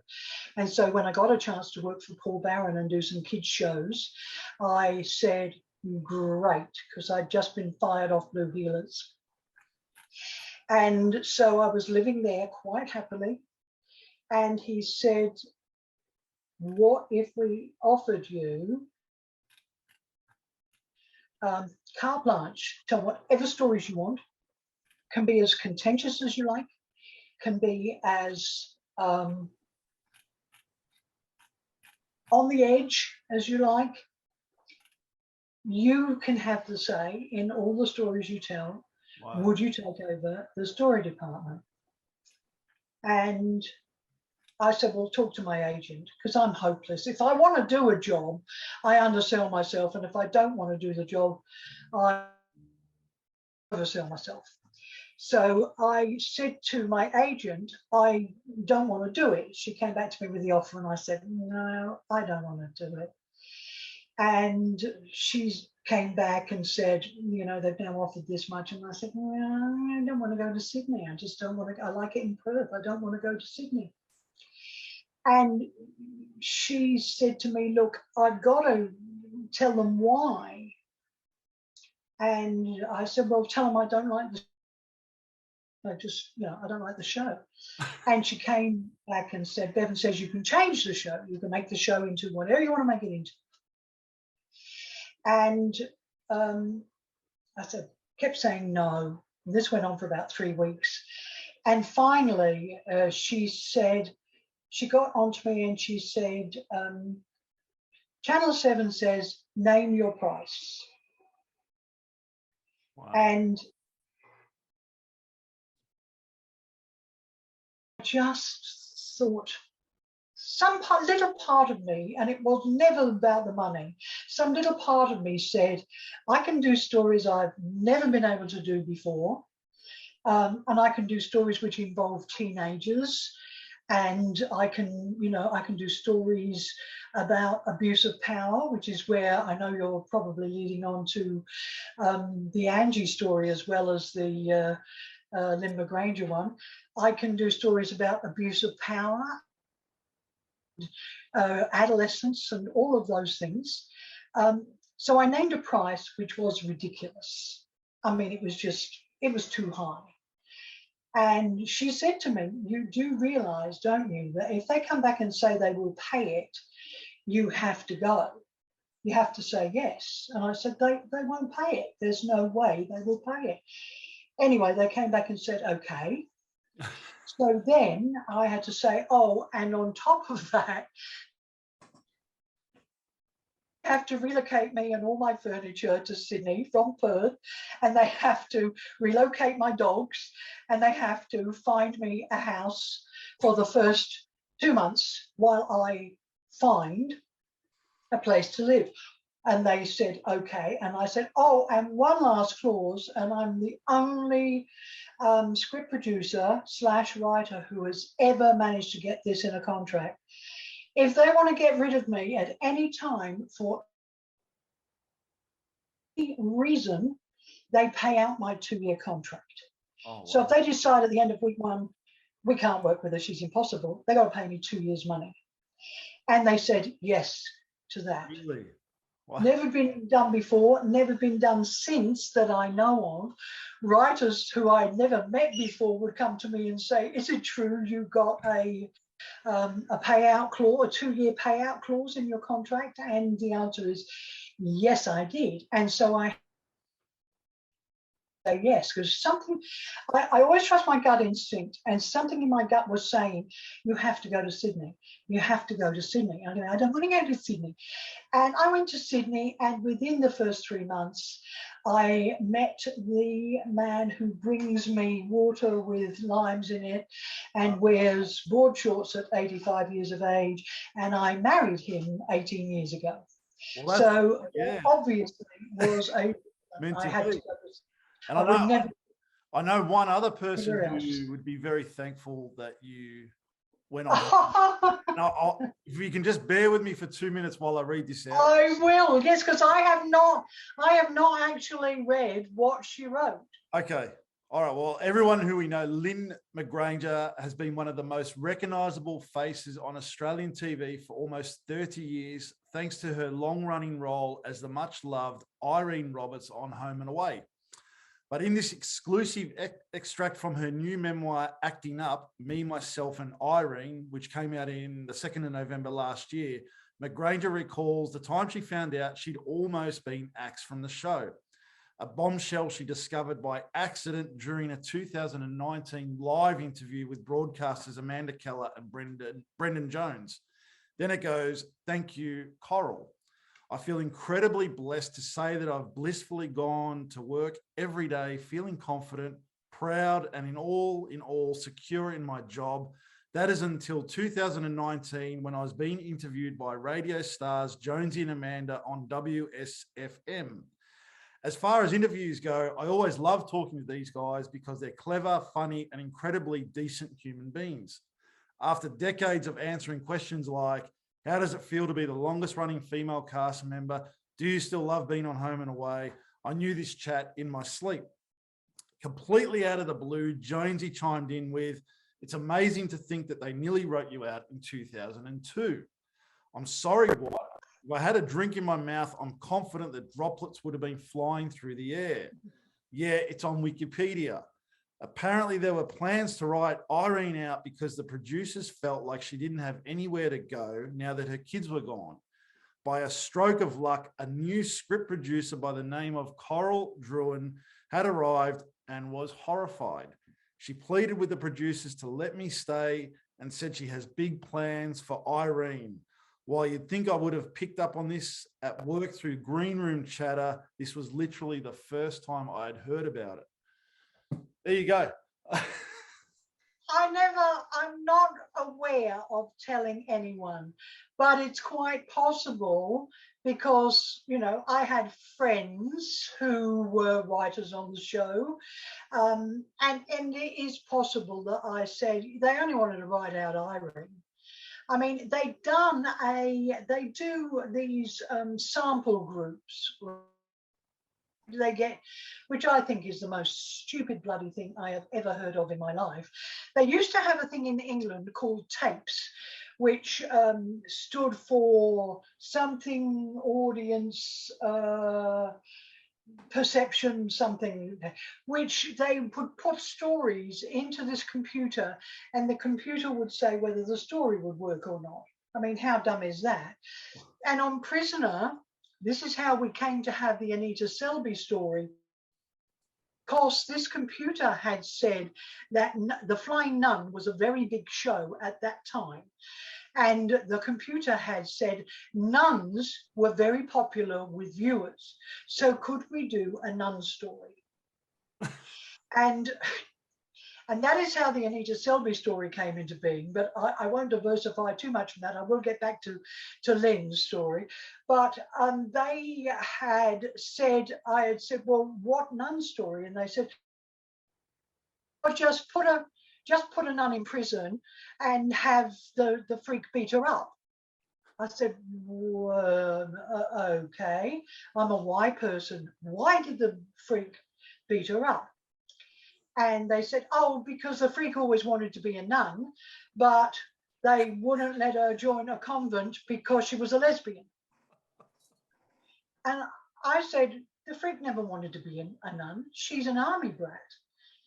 She's not a Catholic. And they you don't know that. I said, yes, I do. I've been writing it for 3 years. Yes, I do. Anyway, they thought they would get support from Maggie Kay for this story. So they went to Maggie Kay and said, "We've beat up this nun in prison because she wanted to be a nun." And she said, "Joe Ferguson's not a Catholic. I'm not doing that rubbish."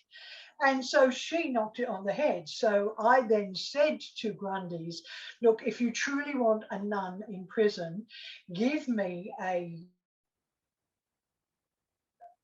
weekend to come up with a nun story." And I came up with the Anita Selby story, and it played quite well. And somewhere in Grundy's, I hope they've still got it, is a picture of me with a piece of white paper round here and a black jumper over my head, so it looks like a nun's habit, holding this story of the nun, which was the Anita Selby story. Anyway, they went on from tapes, the computer deciding what stories worked, to congregating focus groups. It's a very American thing. They do it even for juries in America. They get mock juries on trials and say whether or not they'll find the person guilty or innocent. And they do it for characters in television shows. And my first day there at Channel 7 at Epping, and Bevan says to me, "Let us know what characters you want to keep, what can you want to lose." He said, "Except for Irene." And I said, "Why except for Irene?" Because I hadn't told them that I loved her and thought she was basically the grounding of the show. And they said, "Well, we've had focus group and they don't like her and we want her written out." And I said, "Bev, is this your idea of a joke?" And he said, "No, why would it be a joke? They don't like her." And I said, "But she is, who doesn't like her? The focus groups don't like her." I said, "Well, what age are the focus groups?" And he said, "Well, we do different ones. The 15 to 25s think she's this, the 25s to 35s think she's this, the 35s to 45s think she is." I said, "Well, forget about that. Just go into a family house and ask the family, what do you think of Irene? And they'll tell you she's one of the reasons we watch Home and Away." So that's how that came about. It was a fait accompli. They had decided she was out. Wow. And I could bring in whatever characters I wanted to, but I couldn't keep Irene. And I just said, "Well, we are obviously not on the same page, so I guess I'm on a plane back to Perth, because you know I'm not the right script producer for you." And they said, "Yeah, you are, you are." And I said, "Well, obviously I'm not, because as far as I'm concerned, Irene stays and gets more meat in the stories and gets better stories and is here for as long as the show is here, certainly for as long as I'm script producer." Wow. So that's the Irene story, but I don't remember ever mentioning it to anyone. So how it got, and I've still never found it in Wikipedia. I've never found the reference to it in Wikipedia. But then I've got a page in Wikipedia and I didn't even know I was in Wikipedia. It doesn't even have my age right. I was born in 1944, not 45, but hey, you know, and I've tried to correct my page in Wikipedia and it's not authorized. I'm not authorized to correct my own page in Wikipedia. So that's the Lynn Mcgranger story, and I'm very touched that she put it in the book. I'm really, really touched. I'm almost so touched that I feel like I should send her a bill for 10% commission on all these 20 years of work that she's had that she wouldn't have had if they'd written her out, because that would be a nice little nest egg for a pensioner. I think it's 30 years, actually, not 20. No, it was 2000. No, it's 2000. It's 22 years. Oh, sorry. Yes, 22. 22 years. Yeah. You live in a mansion now. Yes, yes, absolutely, absolutely. But that is the thing, is that, you know, which again, overseas writers get residuals. Script producers, people who create the content, don't get any residual. Nothing. So I was on contract and paid a weekly wage. and that wage over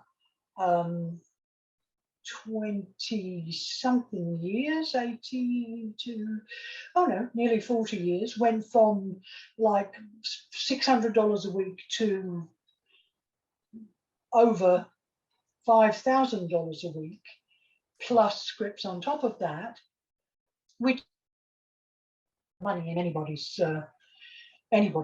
life, and that's 20 years ago. But there were no residuals. So when I first started writing scripts for Prisoner, I got $1,295 to write a 1 hour script. A 1 hour script for a television drama now is around $40,000. Oh, wow. That's the difference. Big difference. If I was starting as a writer now, I could be comfortable. If I was starting, the funny thing is though that my daughter has just finished doing a series for Acorn TV called Under the Vines, which is a new series shot in New Zealand, and she's the script producer for that. And the money for script producers basically hasn't changed in the last 20 odd years. Wow. Still the same amount as it was. Amount for writers has changed because writers have a guild and who go to bat and get the residuals and things like that. Script producers, we get the same money for coming up with stories now as we did 20 odd years ago. Wow. Hasn't changed. Over to Ken. Next question. You won an Australian Writers Guild Award for episode 3445 of Home and Away in 2003. Yeah. Congratulations. Thank you. In this episode, Al Stewart was undergoing brain surgery and was experiencing hallucinations during the operation, where viewers saw him seeing the future of other Summer Bay residents and wandering around the town and nobody knowing who he was. He was also seeing his dead wife, Ailsa, as well. How did you come up with your idea for this episode, and how did Ray Marr feel about it? Okay, well, this was a really interesting episode because I had a friend who had a near-death experience, and they had claimed to see things that they couldn't possibly have seen, blah, blah, blah. And so I made it quite clear when I wrote the episode that he dies. So it's an after-death experience. The surgeon actually says in the first segment, I think it is, we've lost him, and he's flatlined. And that's when Elsa says to him, Alf, what are you doing up here? You're not due here for yet. And so it was always meant to be that it was his dead self that she showed him the town without him. And it was inspired. I borrowed from two sources. When I was young, I had quite a few favourite writers at different times in my life. But when I was in my early teens, my favourite writer was Charles Dickens. And I had always remembered the three ghosts, the ghost past, Christmas present, and Christmas future. And I'd always thought how fascinating to know what the world will be like after you've gone. You know, I'd love to be a fly on the wall after I've gone and hear what people say. And my favorite movie at that time, and it's still in my top 10 movies of all time, is the old Christmas classic, It's a Wonderful Life. Now, if you will have seen It's a Wonderful Life, Ken, Matt, I don't know if you have, but in It's Life, the lead character has gone broke, the bank has gone under, the town is, you know, virtually ruined, and he goes onto a bridge to throw himself into the river because he says the town will be better off without me. And his guardian angel, who is only an apprentice guardian angel, says to him, what makes you think the town will be better off without you? And he gives all these reasons why. And the guardian angel, the apprentice guardian angel, who's still trying to earn his wings, decides to take him and show him what the world would be without him. And because the Alf Stewart character is such a iconic character. I mean, you know, things like Flaming Galar and Struth and all those things. Yes, they were in the zone before Alf Stewart, but Alf Stewart has made them everyday language that people still use. They would have died out if it hadn't been for Alf Stewart. Those sayings would have died out in modern Australia. And I wanted to do something different. I had an episode coming up and I wanted to do something different. And I wanted to do a version of that story of, if you like, if there was no Alf Stewart, or if Alf Stewart had never even existed. And so it built up, I did the build up. You always have to plant the seeds for stories that you're doing. And so we planted for about 4 weeks beforehand, I think, we planted the fact that he thought he was hearing Elsa, seeing Elsa, or he was forgetting things. So we set everything up for a brain tumor. When it came to writing that episode, now I spend a lot of time writing in my head. So actually writing on the page, I'm usually a one draft writer because I've already discarded half the dialogue in my head. I work my dialogue out loud in my head. That's just how I work.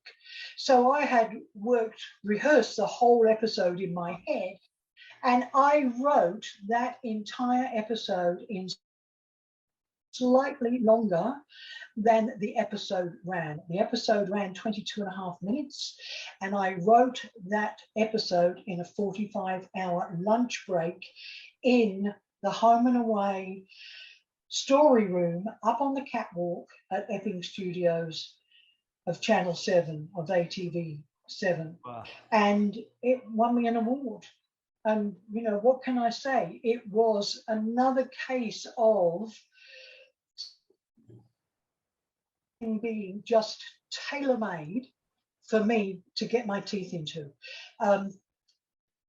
And I said, I want, if we are going to say that Alf comes back, he can't come and walks the town. He can't be Alf because nobody would be able to see Alf. So I said, he's a quintessential Australian character. I want to have him be an Aboriginal, an Indigenous Australian. And they said to me, Ray Marr's never going to go for that. And I said, I bet you he will. And Ray, God bless him, did. Love him to bits. He said, shit. That's that word, shit, there. Why not? Let's do it. And so we cast there are some wonderful Indigenous actors. There truly are. I mean, people know about actresses like Deborah Mailman, but they don't know. My daughter created a series for SBS called The Circuit, which was largely Indigenous actors. And Australians don't know just how talented our Indigenous people are. And David Namatjira was the actor, now deceased, God bless him, who played Alf Stewart.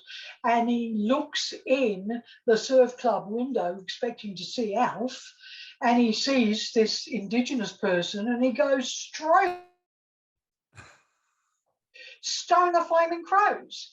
And you know it's Alf because it's Alf's voice, but it's David Namatjira. Well, we got, the first time Home and Away had ever been accepted as anything other than a soap, we got an editorial in The Australian about us doing this story.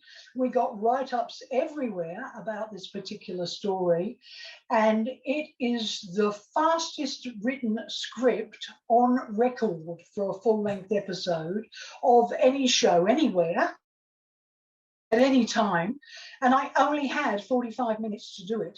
And as I was writing scenes, I was handing them to my editor, Phil Sanders, to time them, because maybe people don't understand, but every scene has to be timed to within 5 seconds. And you have to come to within 10 seconds of a given time for the overall episode. And I'm saying to Phil, just correct anything that's wrong. Don't bother to time them. They're wrong. I know they're right on time. And the episode came in, it had to be 22 minutes 30, and it timed overall at 22 minutes 35. And I had not timed it while I was writing. I had no idea whether it was going to be long or short, except gut instinct. That's why I say, honor the gift. You don't own your talent. Someone else wrote that episode. I just got the credit for it. Wow. Does your mind ever switch off? You're writing story. Oh, it doesn't. It does. Actually, I've learned to switch it off now. It never did switch off. And there's another very well-known writer who worked with me on Pacific Drive called Peter Neal. And Peter Neal once said to another writer, Coral Druyn is the most complex character I have ever come across in my life. If you say, no, I don't like that for something in a story, bang, she's got 5 more it's like pick a card, any card, you know. But that's just it. When I go into work mode or when I go into storytelling mode, something takes over. I mean, you know, it's really, Matt, I think it's Shakespeare's up there saying, I wanted to write Home and Away, so I'll just take her over for a little while and come up with some stories for her. But no, it doesn't switch off when I'm working ever. And that's why I got so sick and I became diabetic. And most script producers turn to drink to get through the job because it's an 80-hour a week job, 7 days and about 80 hours a week. I don't drink, so I turned to jelly snakes and cans of V. Wow. And became a diabetic because of that. Been diabetic now for 15. I was diagnosed in 2000, early 2000, pretty well straight after I went to Perth. And I'd come off Home and Away. But it's all consuming. When I'm working, as I said, the show becomes my life, and it's very, very hard. My kids were very neglected when I think they were very neglected. They say no, they weren't. But I never made it to school plays, and I never made it to sports days and things like that. It was the show. The work always came first, and I was doing Prisoner at that time. And they hopefully don't hold it against me, but they suffered because of it. And, I have my priorities straight now. My health, my husband, and just retirement, and just enough work like this to keep me interested and to keep the brain ticking over, because I'm 78 this year, and that's getting up there. That's really getting up there. For the brain to still be ticking over like this at that age, I would have thought I would have been run dry of stories by now. But no, I still keep coming up with new ones. Wow. Amazing stuff. You also wrote the 2003 exclusive to video DVD special episode of Home and Away titled Hearts Divided, which featured the return of Kane Phillips. And you also co-wrote with Sean Nash another exclusive to video DVD, an episode a year earlier titled Secrets and the City. Can you tell us something about those? Okay. The idea for doing that was that they wanted to capitalize on video sales, obviously. And they said, is it possible to write another episode of the things we don't see? So it's not the same content that they're going to buy on the box set or whatever. And I said, well, if we're going to do that, why don't we do them telemovie lengths rather than, you know, like 20 odd minutes, 22, 23 minutes? Why don't we do them telemovie length so that they stand totally separately, so that even if you haven't seen, pardon me, the other episodes in that story, you will know what's going on in the telemovie. Yeah. So because of time rather than anything, I storylined both of them, I script produced both of them, came up with the stories, and it was quite hard because I had to marry them to what was happening with the stuff that went to air. It couldn't be so different that people watching the telemovie who also watched the episodes that went to air would say, well, no, that can't be right because of such and such. So I had to marry them to the script, but make them totally separate. So it was quite tricky to do that. And it was great that I had Sean to split the gig with me on the first one. And I think I split the gig, or if I didn't split the gig, she edited. I think Kelly, my daughter, wrote on the second one. So, you know, there were people who I knew their work and I knew they were close to, and I knew that I had access to them, that we could throw the ideas around and say, right, this conversation in this scene here actually harks back to episode 3241, in which they had this discussion about that. I mean, I think in the Hearts Divided, was the Hearts Divided one the one where Kirsty falls in love with the guy who's raped Danny? Or No, that was on Secret to the City. oh, that was right. Okay, that was that one. And then they went to the city to find out. Yeah, okay. Yes, I remember that one now. And I mean, that was a really contentious story, even in the free-to-air episodes. That story was a hugely contentious story. And there were certain things that we couldn't into. So I said, okay, if we're going to do a telemovie, we can really go further and talk more about things if we do it as a telemovie, because nobody has to buy the DVD. So we're not subject to the same laws that we are under the Broadcasting Act. So it was interesting to do that. And the other thing I did at the same time I was doing that was there was a big fan site called Back to the Bay. For all I know, it's still Still there. Yeah. And on Back to the Bay, it does it? Okay. So on Back to the Bay, they had an open forum, and I used to go into the open forum under pseudonyms as a 17-year-old girl to find out how the young people who were viewing the show felt about, you know, would you be betraying your sister if you dated the guy who'd raped her? Oh, but doesn't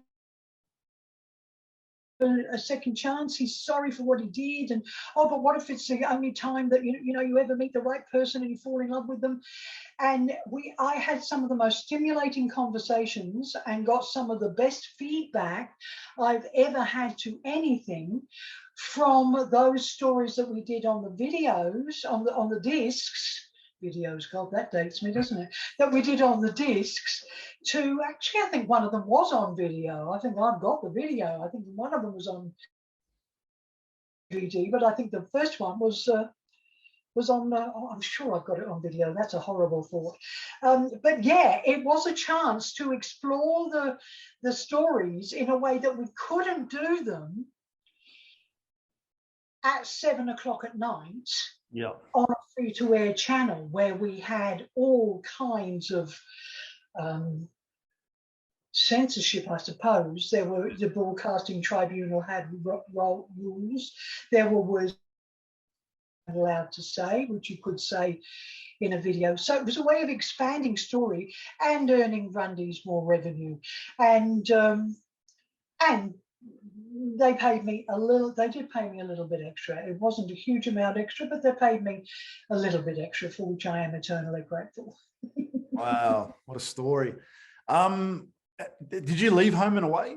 Was there a reason that you There stopped? there was a reason I left Home and Away. Home and Away at that time, well, Channel 7 at that time in 2002, and I was hitting the wall. I was aware I was hitting the wall. I was working, I was in a new relationship with Tony, and I was, you know, we were going to bed at like 11 o'clock, midnight, and once I knew he was asleep, I was getting up, turning the computer back on, working until 6 o'clock in the morning. Oh, wow. Then climbing back into bed in order for him to wake up at 7 to go to work.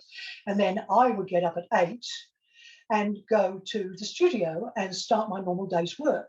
So I was getting about 3 hours sleep a night. I was really getting to the stage where I was like this. And Channel 7 had, in fact, I think he just died fairly recently, had a new head called David Leckie. Yes. Yeah. And David Leckie decided to put a hold. He'd let Home and Away run, but he cancelled Always Greener, which was a big show, was a Bevan Lee show for Channel 7 at the time. And in fact, we had been going to do a crossover episode where Kirsty and this boy, whoever it is, who she married, ran away, and they went to the town. They eloped, and they went to the town where Always Greener is, and they got married there. And they met all the cast of Always Greener in this crossover episode. So we were going to do a crossover of the two shows, Wow. an episode that was Always Greener and Home and Away together. And they cancelled Always Greener. They left Home and Away running because they had so many overseas sales on it. So it was a revenue earner for 7, and it was an in-house production. It wasn't like they were giving any money to Grundy. And David Leckie disbanded the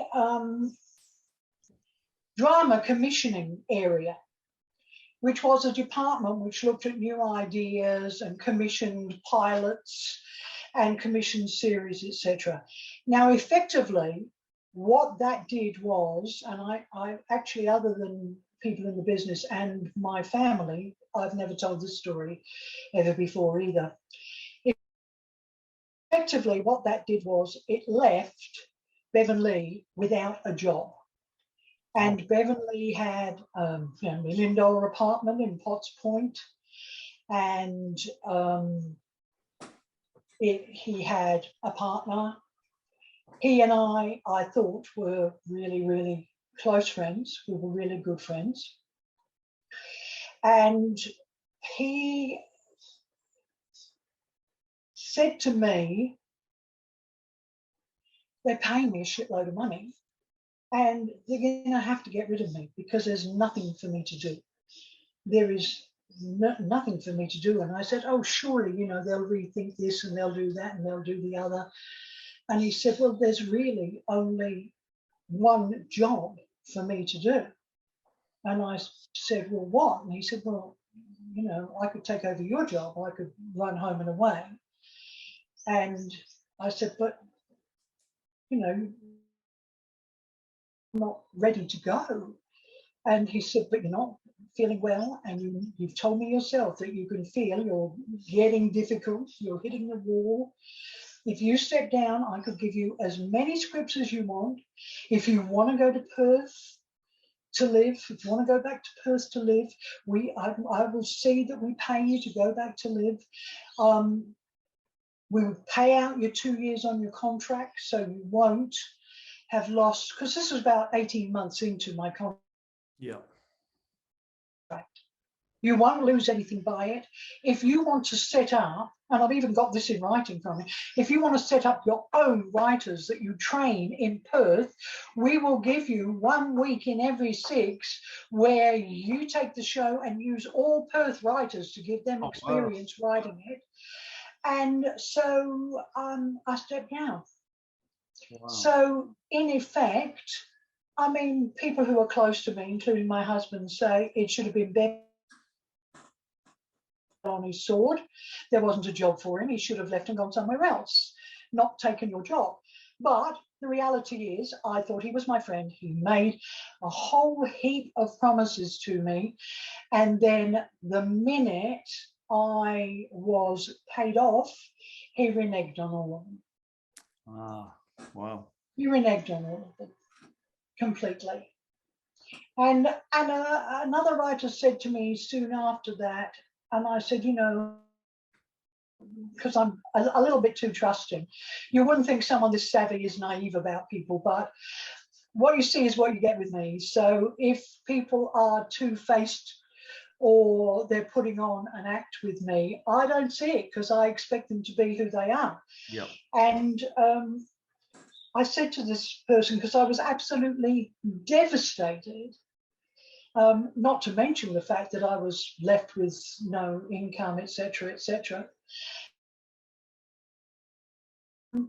And in fact, I said, that's it, I'm finished. I don't want any more to do with television because the people in it are just pretty horrible. Not crews and actors, but the suits are pretty horrible people. And I said, you know, I thought we were friends. I thought he loved me. And this writer said to me, I'm not going to name them because there's just the minutest chance that someone might see this and report it back to Bevan. This writer said to me, but he does love you. It's just that he loves Bevan more. And he took care of himself. And I would not have done it. I could not have done it. But he has gone from strength to strength. He created a place called Home. He created Packed to the Rafters after that. He's had tenure at Channel 7.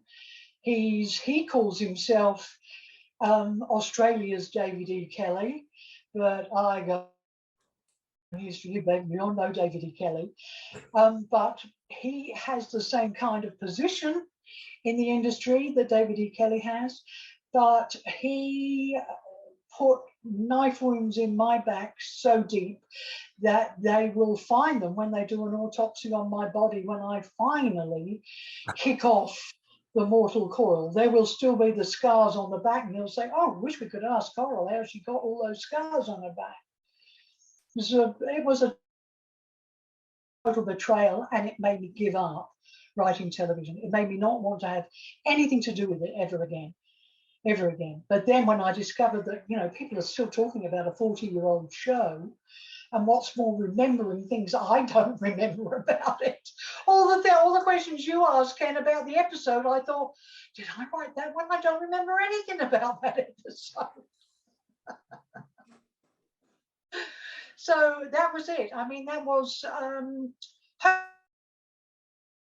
they got to also create one of the BBC ran a poll, and out of the 2 greatest female villains of all time, Angie on Home and Away, number 1, the Freak, number 2. Yes. That was the voting. And Angie was an extension, a reworking of Angel Adams from Prisoner. That person who could get you and, you know, make you believe it was you, not them, and could manipulate you in such a horrible way. And in the original Angie story, because she cries rape and says that she's been attacked by, in the original story, when I pitched it to John Holmes and Bevan Lee, they had actually, because he was supposed to be, can't remember what the character's name was called, can you? Angie Russell. Pardon? Which character? The boy. Oh, I can't remember. Played by Chris. Can't remember. Remember Angie's name, but don't remember his name. But I had it in when I originally pitched the idea that she did seduce him. The story, I was working on the story at the time that case came out in America, and the teacher went to prison for having sexual relations with a 13-year-old boy in her class. And they actually got married afterwards and stayed together and had children. I mean, it's just bizarre, only in America. Wow. But I wanted to do the story of Angie, actually physically seducing him and taking his virginity.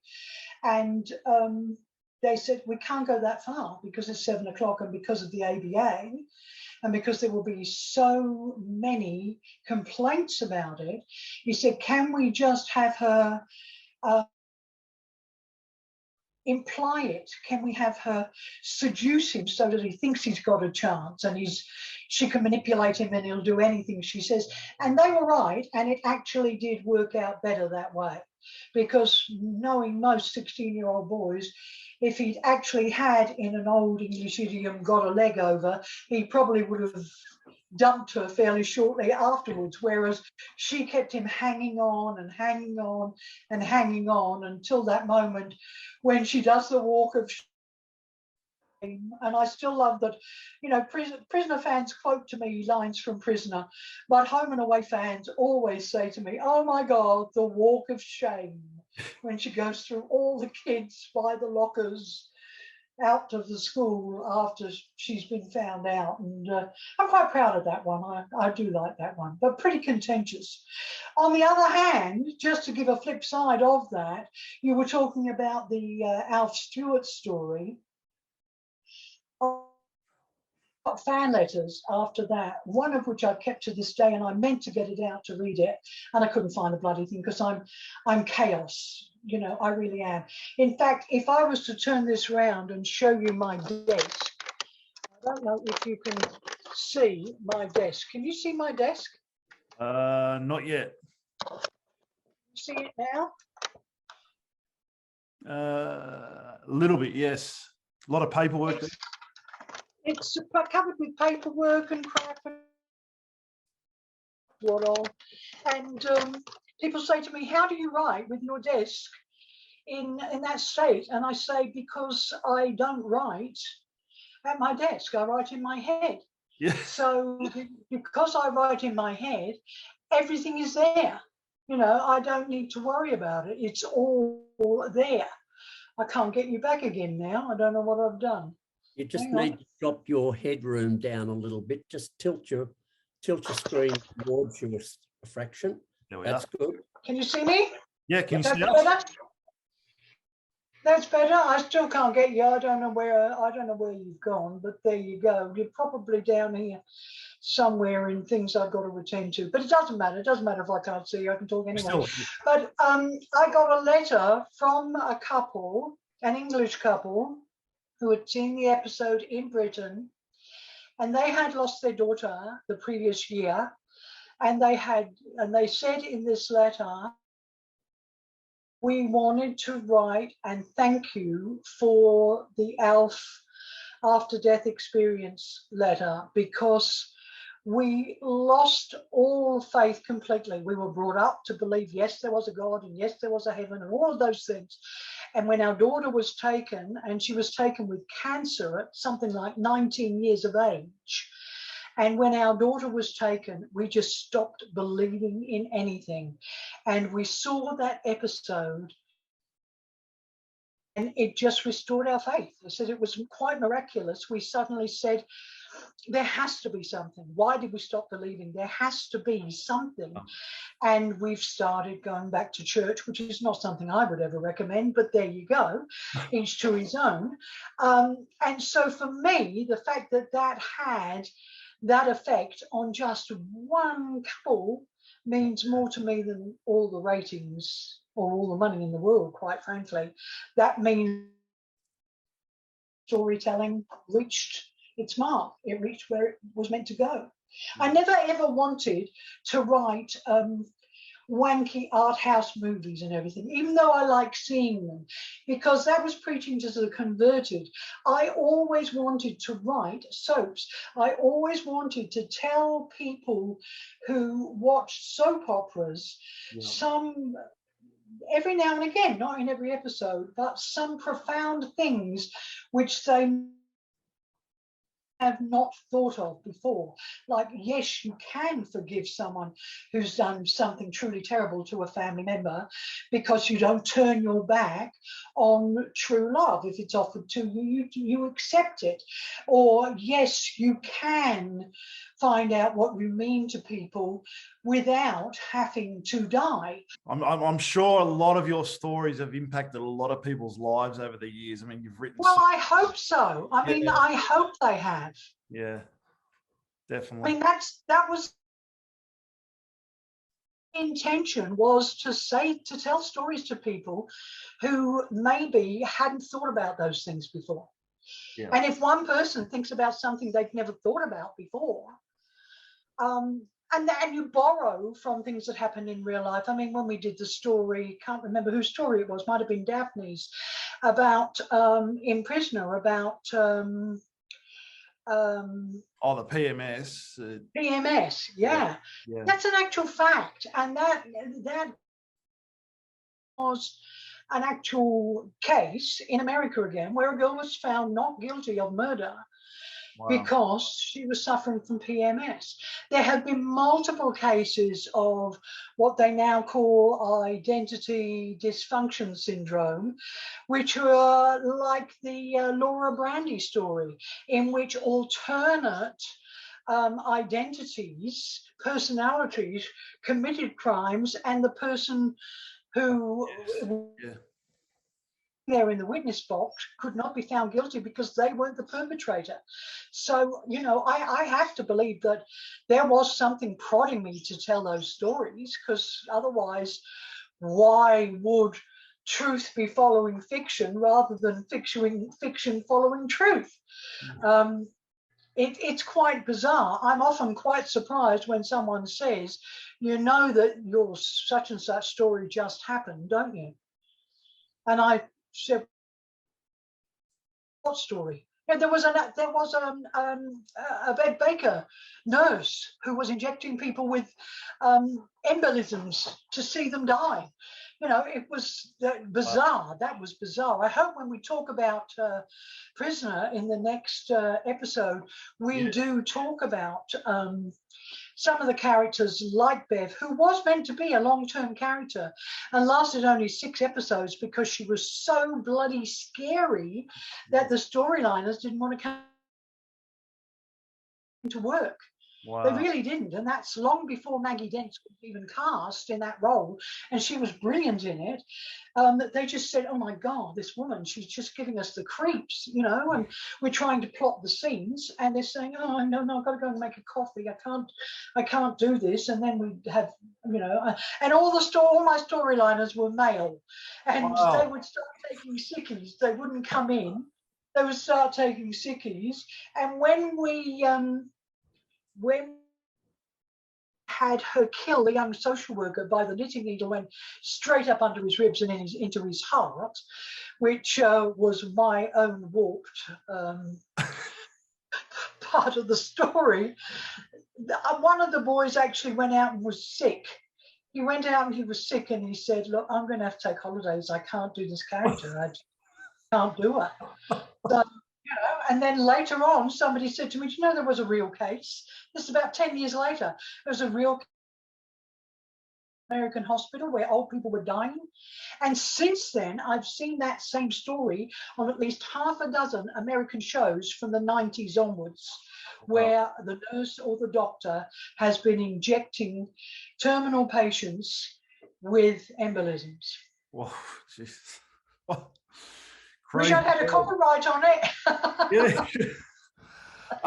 Well, I know we've gone way over time, and I will let the fans know now we are going to do a part 2 with Coral, because she has had such a huge career on various other TV shows. So we wanted to cover the first part of her career, but we know this is about Prisoner. So we are going to do a part 2, and it's going to be an exciting one, because we're going to break down all the characters that Coral wrote for Prisoner. Yeah, well, I'm making a list, and I'm up to 73 already. That's major characters. That's not one episode ones. That's major characters. And, you know, I hopefully can give some insight into people like Myra, because although Myra was in Prisoner earlier in another incarnation, she had no backstory. She was only in for a couple of episodes, and so because there was no Bible, I had to recreate her. So it'll include people like the dreaded Barnhurst Five, which didn't work, and I love Barnhurst Five. I thought they were great. Well, I just thought you can't keep doing the same top dog, doing the same in line or I'll belch you time after time after time for 5 years. So I want to try something different. And it will include talking about people like Kate Peterson. That was one of the stories that I did, as I said to you earlier. I did the Kate Peterson story and managed to get 60 points out of it. So they paid me $600 for that. But I wasn't even an in-house person at that time.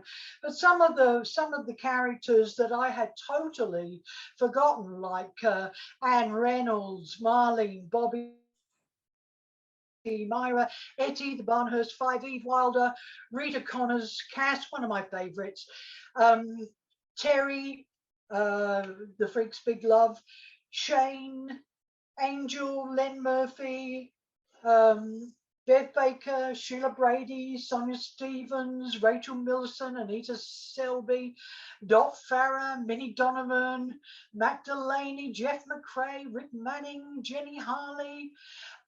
There's a lot. Wow. How exciting. I loved him. How exciting for Prisoner fans.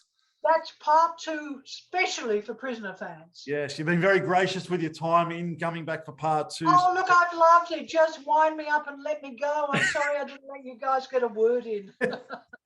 It's those ever-ready batteries. They just don't run down. You're not still drinking V's and eating snakes, are you? No, I am drinking water with lime from our sliced into it. And now I am going to join my husband, my lovely husband, in the pool. And so cheers to you and to all the Prisoner fans. And I'm looking forward to the next time, I promise. Thank you, Coral. That was episode 34 of Talking Prisoner. Thank you for watching. Please subscribe to our YouTube channel and also like and share the page where you can. Please also like our Facebook, Instagram, and Twitter page under Talking Prisoner. And this episode of part 1 will be available on all podcast platforms, including Spotify, Apple, Google, iHeartRadio, and all the other podcast platforms and Talking Prisoner website. Thank you so much, Coral. You're welcome. See you soon. See you soon.